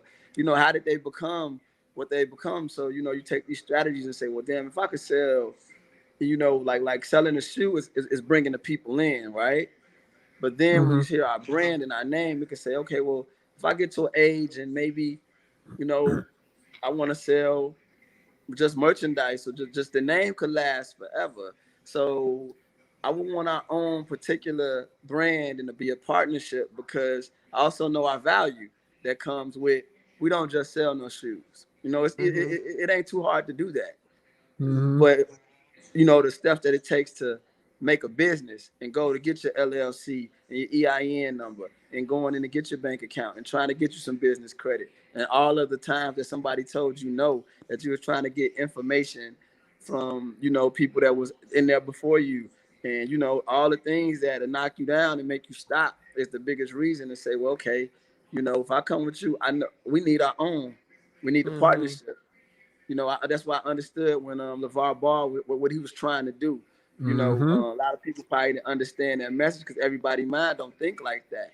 But I thought exactly like that. Like, who would be the new kid to like have your, I started an AAU basketball team, and I tried to partner with this company and try to sell to the kids, hey, we can wear our own shoe with our logo on the side of it. Like, that makes you different. You know what I'm saying? And that's the thing. Who wants to be different? And if you're different and you want better results, you got to do something different. You can't do the same thing. You can stand out so many ways without having a lot of money and all that. But if you got good taste, you still can get the same thing. You still can get the same results, the same amount of shine, the same amount of anything. So me saying partnership is not being cocky, it's not being arrogant, it's just knowing the value of what we done put in. So I would rather have my name next to Nike, versus, oh, I'm telling Nike or working for them, unless I can work for them and then eventually get ours, get our just due. And I think that's what the greats does. Jordan, Steph Curry now has his own signature line because they know they value in it. And, so that's my biggest thing that I want to look forward to us really doing. And I don't know no one yet besides Kanye, how he doing. And he's doing great, man, to have a shoe that he been so hands-on with and designed it. And it's really actually comfortable. And it's a status quo, too, because of how good he's doing. So that's where I want to get to. Yeah, so thinking about talking about status too, right? My cousin and I were arguing early today. Like, what does gym shoes say about your status, right? Arguing with Jason, hanging around Nick and Mike. Like, Mike came to Nick's wedding yesterday. Shout out to Nick. Nick got married. Mike had on some gym shoes. I didn't know the name of them. I was like, man, what are those? He said Marco something or something. So I'm sitting here with I had on some Ferragamos yesterday. So my Ferragamo said I was doing something. What does gym shoes say about your status, right? So if I have on some Yeezys, what does that say about my stature? So Yeezys nowadays is saying like it's like you walking, it's like a Range Rover. You know what I'm saying? It's like a designer, slick designer, casual. There's so much you can do with it. Like, it's a status. You got some Yeezys on, they new. You couldn't just walk in no store and get them. You had to know somebody. You're somebody. You saying something with some Yeezys on nowadays. So, Boo, I'm gonna ask you the toughest question out here. My cousin walking around with shoes I don't know the name of. He walking around with Walmart. What? Talk to him about at least. What does he need? A nice pair of Air Force Ones to get his stature like he's an investigative reporter about to write an article about you? What shoes does he need to come in and wear if he's writing an article about you? To get an article about. See what it do him good is some good Jordan ones. Nice good Jordan 1, Chicago way, or even like who he like, the Cubs? No! Oh, you're not a Cubs, you're a White Sox guy? Yes. Okay, so then you could get you some Pandas black and white dunks, nice with your, you get the black and white Jordan 1s too. That'll be nice too when you coming in and when you repping your socks, you keep your black socks hat. That should be your thing there, or some all white Air Force Ones and a black socks hat. That's how you should be at all times. See, cause right now he's walking in with me. He's walking in with some pro kids or no kids. Yeah, we can't do that, man. Oh, you know what he can do too? What can he do, boo? You can do some nice. You can do some Pumas, man. The Clydes. Shout out to Puma too, man. I've been, Jay-Z. They own Puma now, and Puma has I didn't know basketball. And I knew they did basketball, but they own that now, huh? Yeah, they own that now. So that's also a good brand I always thought about wanting to collaborate with, and just because I love like the businessman that Jay-Z is, as well as the artist that he is too, but just him as the businessman, and being blessed to even work with him. In my early, one of my first songs that I was on was with Jay, and just watching, how he did, how he does that with Puma. That's dope too, and that's good for like, I'm in my 40s now. I'm 41, so that's also a cool shoe to wear, chill, because he wears it and he cool and he got Beyonce, so cuz you could definitely throw that on. That's right. That's right. Hey, but let me. And you're getting the bang for your buck. You're not spending no crazy money for that. Let me say this about you too. I was talking to Nick, and we love the way you played. And I remember watching you play hard. You tough, you grimy, and I like the way you think. And I'm gonna say this, Jay. I saw him in the W Hotel a couple of weeks ago, right? Yeah. He was conducting business there, trying to get the store. What can we do as a consumer to help you guys really get off the ground? Not saying y'all need much help, but what can we do as consumers to help you guys? As a consumer, I think just word of mouth is really good. That I don't care what people say. You can have social media and internet is good, but word of mouth is always good. Just speaking it, tell a friend to another friend. That's always a good way. Social media is good. Just a repost here, because it costs nothing to do. It's free. Things like this is why I appreciate y'all having me on it. Any exposure is just good to me, and just I just think the best part is just reposting and word of mouth. That's all you can really ask for. I agree, especially with internet. It's free to do. I agree. Yes, there's nothing wrong with reposting and just saying, "Hey man, check them out." That's right. That's right. That's simple. Why couldn't we do that? I do that even if our store don't have something, and I gotta call another person, VDOT. We do the same thing sometimes because you want to service the person, because it's not that just because you don't have it, at least I know who has it too. That's right. And that's a good thing. I always think, same way if I say, man, Lance and Cuz, man, I'm in Texas. I need some, y'all could tell me, hey man, go over to my man's and go to this place to even do this. Okay. Same thing, man. I love it. I love it. Well, I can tell you, we're gonna bring the whole Sports Zone Chicago crew down to the store. We got 5 come on, shows. Man. And we gotta do, Cuz. We definitely got you, man. Hey, but I gotta bless Cuz with something, man. That's right. On me, Cuz. Oh, I'm there now. I'm there now. You know I'm there. We bringing the whole Sports Zone Chicago crew, man. We're gonna start promoting you. You promote us, and that's how we build this community wealth that we've been trying to do, man. And I know we're running out of time here, but we just want to thank you so much for coming on and talking about this. I thank y'all anytime, any way that I can do this, man, to teach me this game, man. I want to learn how to, get in. Hey, boo, man, my cousin is great. My cousin is great. Anytime. Thank you. Okay. Phone call, email, text. I'm just a click away, man. Will do. Sounds good. Thanks a lot, man. Bugatti for joining us. All right. Appreciate y'all. All right. Take care. Make sure y'all visit his store too, Flea Club at 2221 West Taylor Street in Chicago. That's over there, 2200. That is that Western?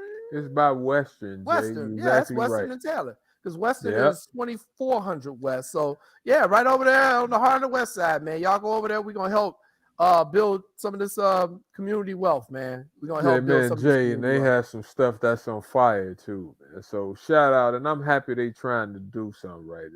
We need more of us trying to own our own stuff.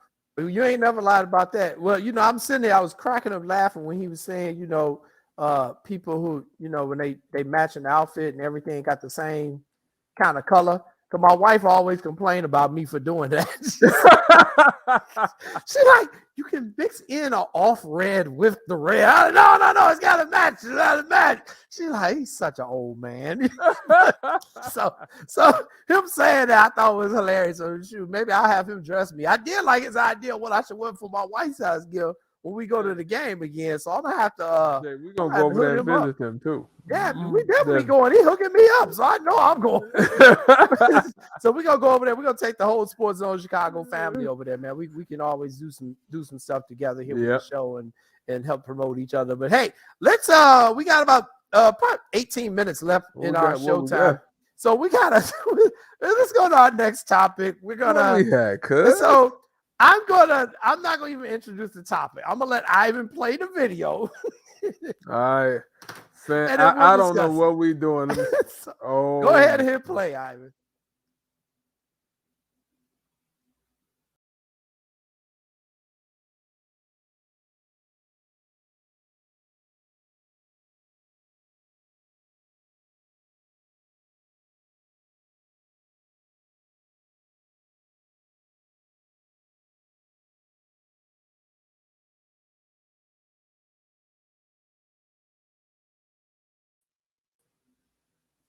Okay, so as you know, that was the race out in Portland, out in Oregon, Eugene, Oregon, which took place on Saturday. It was a world-class event. The top 100 women sprinters in that particular race, including Sha'Carri Richardson in her glorious return to the track after her 30-day suspension for having marijuana in her system. And everyone kept asking the question, hey, what's going to happen? You know, when Sha'Carri was there, she wasn't at the Olympics. The Jamaicans wasn't going to get no sweep.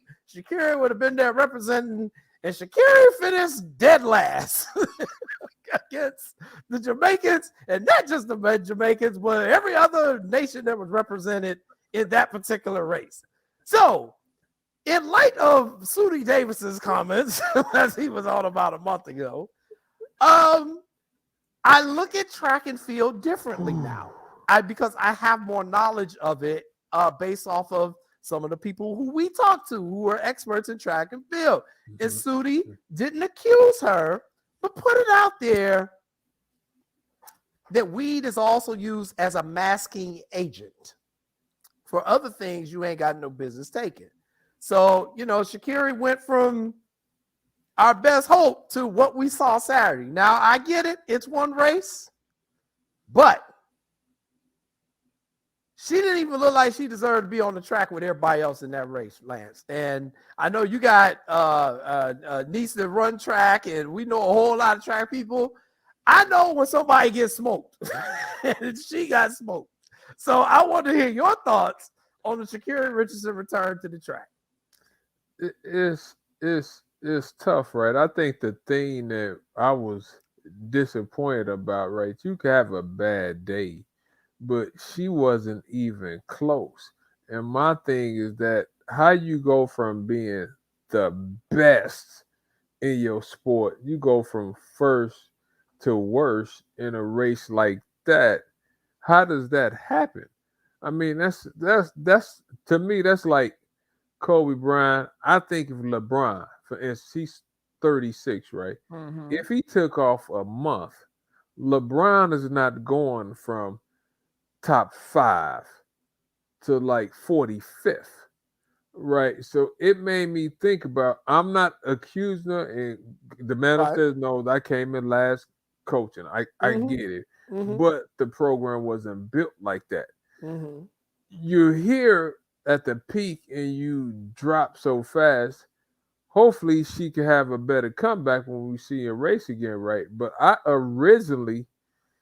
instantly, thought about what Sudi said. Yep. Like, I couldn't help it. Is it validity to what he's saying?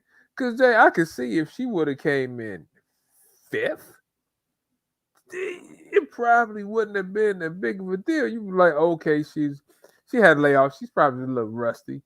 But you come in last, then listening to her after the track meet, Now, Jay, she's about, and I was talking to my That's brother. a good 10 meters, ain't it? Track terminology, that's like 10, 15 meters. 10 meters, that's exactly what he said. That's a lot, Jay. So I'm like, was Sudi spot on, Jay? I'm not. I bring people and we're on. Not saying her, and we're not. And I haven't heard the whole interview with Sudi too. Ivan, what are your thoughts when you saw that? Man, Suni ain't lying. Like, he was not lying, dude. Like, he was not. And it's, you saw just from the jump, from the jump, she looked like she got out fine. She looked like she was, like, nothing looked like she stumbled or anything like that. Slow, though. She starts slow all the time. Right, she starts slow, but did you see the separation? Yeah. Did you see how quickly the rest of the field separated from her? She looked like she was in slow motion. Like, to me, man, you can't do anything but take Sudi's word. I was very concerned. Here's my thing. Okay, and I posted something about it that was said by, he was a comedian, but I thought what he said was a lot of truth to it. And I want my female viewers and my female friends to hear what I'm saying to you. We're all pulling for Sha'Carri. We're all pulling for Naomi. We're all pulling for Simone Biles. We're all pulling for all the sisters. We really are. Mm-hmm. But one of the things that the female athletes have been complaining about is saying we're not getting our just due. We don't get the money. We don't get the press coverage we're supposed to get. We're supposed to get that. Okay. We've stepped that up, and we're treating you and criticizing you the same way we would criticize a male black athlete. Okay, so it ain't gonna be all singing your praises. When you stink, you stink. And she stunk. And she stunk. And then she was talking shit and stunk. Now, talking shit is part of sports. Mm-hmm. Michael Jordan talked most smack to anybody out on the court, but he backed it up. Kobe talked a lot of stuff on the court. He backed it up. We also know male athletes who talked a lot of stuff and didn't back it up. And what happened? They got dogged out. So Sha'Carri been talking a lot of stuff. She finished dead last. And so now she's getting that energy flowing back to her. And there are some people out here complaining, oh, well, y'all misogynists. Y'all hating the black women. No, we're not. We're treating her the exact same way we would treat any other athlete. And she was Sha'Carri, what was bad. your expectations here today to face these ladies from the Olympic Games? Coming out today, it was a great return back to the sport. I wanted to be able to come in before, having a month off, dealing with all I was dealing with. I'm not upset at myself at all. This is one race. I'm not done. You know what I'm capable of. Count me out if you want to. Talk all the shit you want, because I'm here to stay. I'm not done. I'm the 6th fastest woman in this game ever. And can't nobody ever take that from me. Congratulations to the winners. Congratulations to the people that won, but they're not done seeing me yet. Period. All right. Thank you, Sha'Carri. So this is what I'm saying. Okay. This is like, you can't be delusional. You can't be delusional. We all saw that. That was not a triumphant return. That is not, I was happy with my performance. No, you were not. No, you were not, Sha'Carri. You may be able to BS other people, but you can't BS me. That was not good. Jay, what competitor do you know likes coming in last? Right. Nobody likes coming in last. Most people that compete, we don't like coming in last, right? Like, it eats at you, like, Jay, like you can't stand to lose like that. And I think most fans watching you, at least they want you to be humble a little bit, right? Mm-hmm. Is half people happy that you've been knocked off your pedestal? Mm-hmm. The other half will jump back on the bandwagon if you humble. They want to see you eat humble pie, I think. I'm not saying that's right. But now when you talk like that, you going to get back what you talking, right? For instance, like I used to tell your cousin, I used to tell Nick. Nick, now when you start talking crazy, Nick used to tell us, I know what I'm saying when I talk crazy, and when I get back, I'm going to get back. You have to be able to take it, right? Like you mentioned. MJ used to talk crazy in softball, Jay. You know, we used to play softball with him. MJ, but he would bag his talk up, and he was able to take it. Now, hopefully, Jay, I hope she looks better in her next race, right? But you're doing a lot of talking now. So I'm not complaining because I like to instigate some stuff too now. Yeah. But I know when to ease off it a little bit. So I mean, what you thinking? Probably. Well, I think it's a lot of it is her, but a lot of it is her supporters who, if you say anything bad about her, and this is just the culture we've gotten into in 2021, if you say something bad about her, they go all into the, oh, you're a misogynist. Oh, no, you're not. No, you're not. You're giving your opinion just like you giving your opinion to support her. That's fine. But we can look at this as a critical eye. This is what our job is in the media. It's what fans are going to do anyway. Mm-hmm. Mm-hmm. I mean, for 1 second, there are people in barbershops in the hood across this country going, oh, Shakira should be proud of herself for that performance. Hell no. Ain't nobody saying that in the barbershop. They all like, what in the hell was that? She done talked all this stuff. We done defended her, and then you come out there and you lay a performance like that. That's what they're saying in the barbershop. Now, if she doesn't understand that, then she still has some growing to go. And I get that. And I want her to do that. And just like Gia Warren is saying, she's young, she has to learn those lessons. And that's what I want her to do. I want her to learn the lessons, but she can't learn that lesson if people are constantly feeding BS in her head. Oh, that's all right, girl. You were going through some stuff. You'll be okay. No, don't be proud of that. That was bad. She's gonna feed that, and look, I want her to succeed. Like we all do. Like she doesn't seem like a horrible person. I thought it took maturity, even though she did something dumb.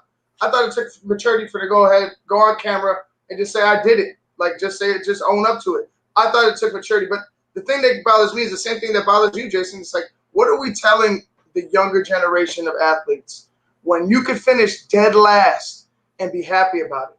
And act like you just won the title. Just act like act like everything's gonna be okay. I don't think that's a good message. I think she was trying to believe her words, but she knew it was wrong. So in the words of my boy Andre Kellum, Lance, this is what happens when you have the everybody gets a trophy generation. Mm-hmm. And that's basically what we're seeing. We've been doing this for the last 15 years where everybody get a damn trophy. So now they all think they deserve something when they perform like crap. So and I do agree with you about that. After 4th grade, 5th grade, stop giving everybody trophies. Life ain't about trophies. When you get started, Jay, I believe if you 5, 6, 7, then everybody get a trophy. But let me ask a question to people like you, Gia, Ojo, and Irvin. From a media standpoint, what would you guys think? What she has said? You a journalist, Jay, right? And you used to call me before I had interviews. Think about this now. Don't say this. If you're training her, helping her, what would you, Gia, Ojo? What should her speech be? This is what I would have liked to have heard her say, but she's got to say it in her own words. But it should have been to the effect of, first of all, congratulations to the Jamaican sprinters who swept it 1, 2, 3, just as they did of Olympics. That is absolutely incredible.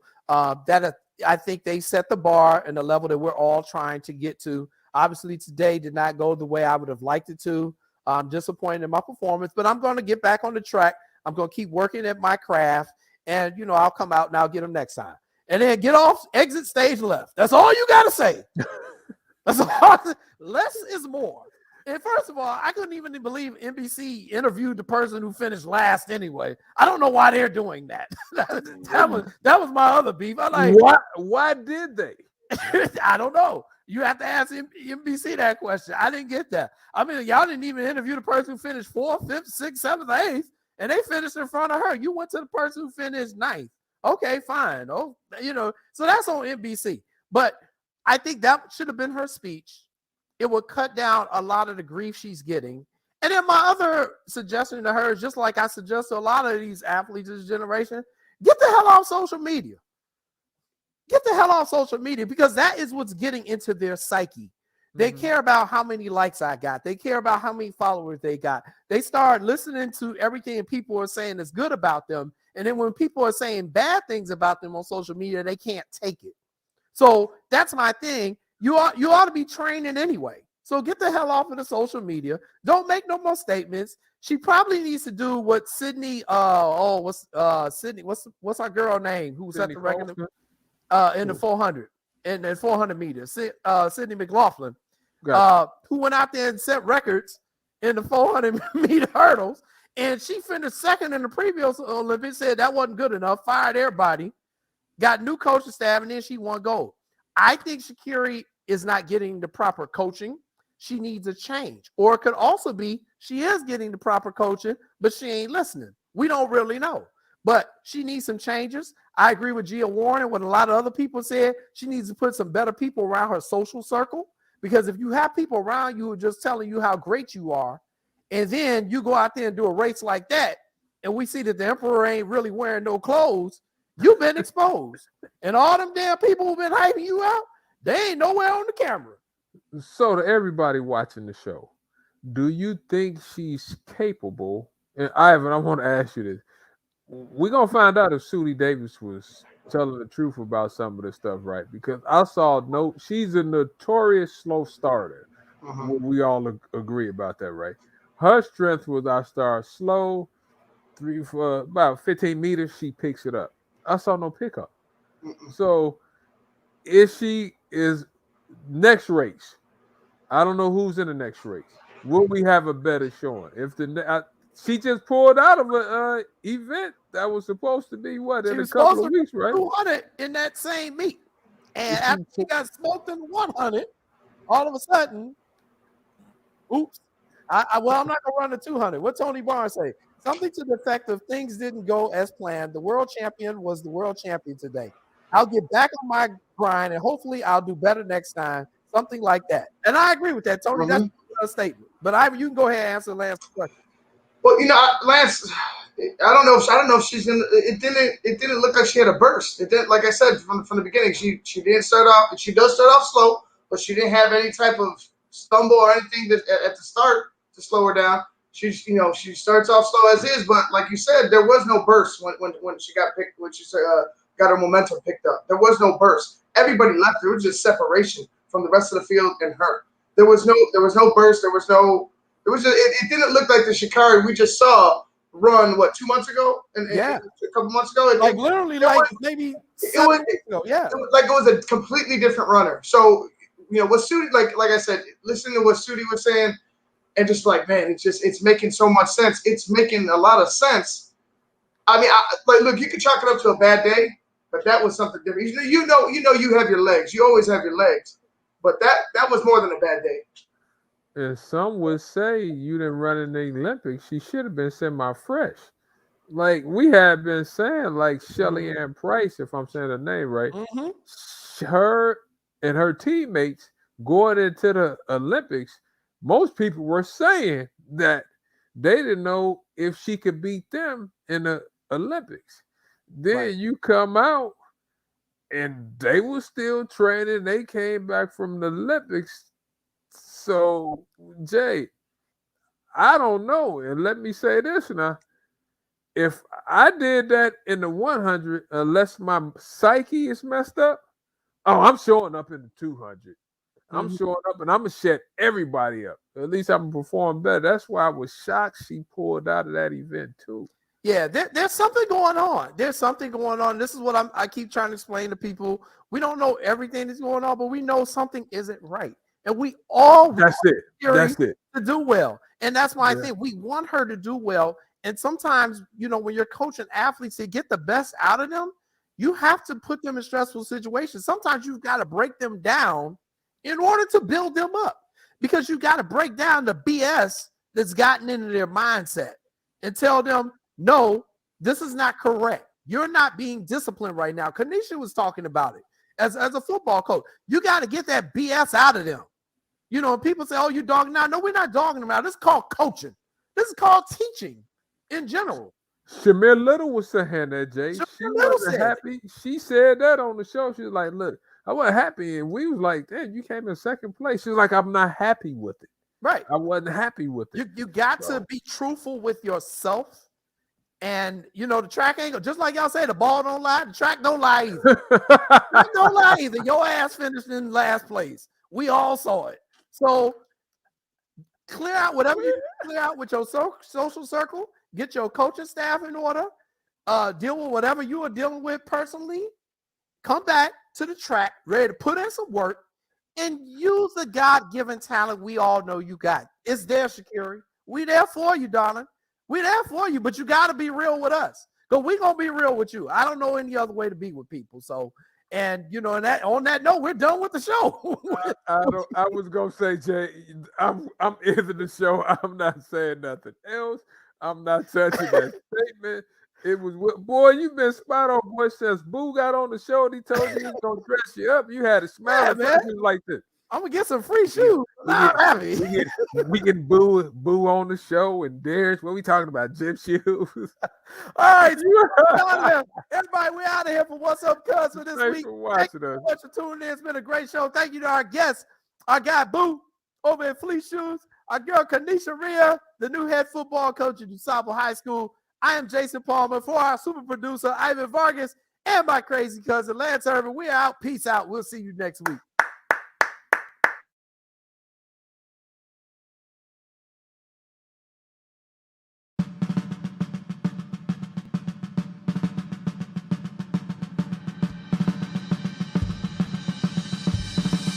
Lift every voice and sing till earth and heaven ring with the harmonies of liberty. Let our rejoicing rise.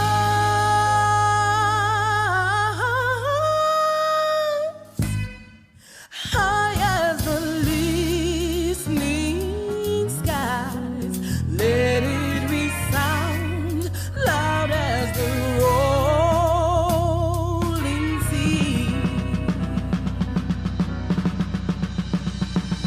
Sing a song full of the faith that the dark past has taught us. Sing a song full of the hope that the present has brought us.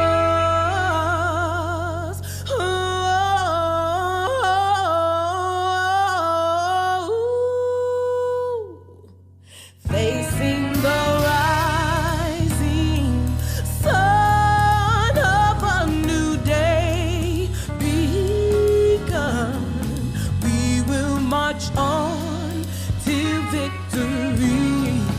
We will march on till victory. Let us march on till victory.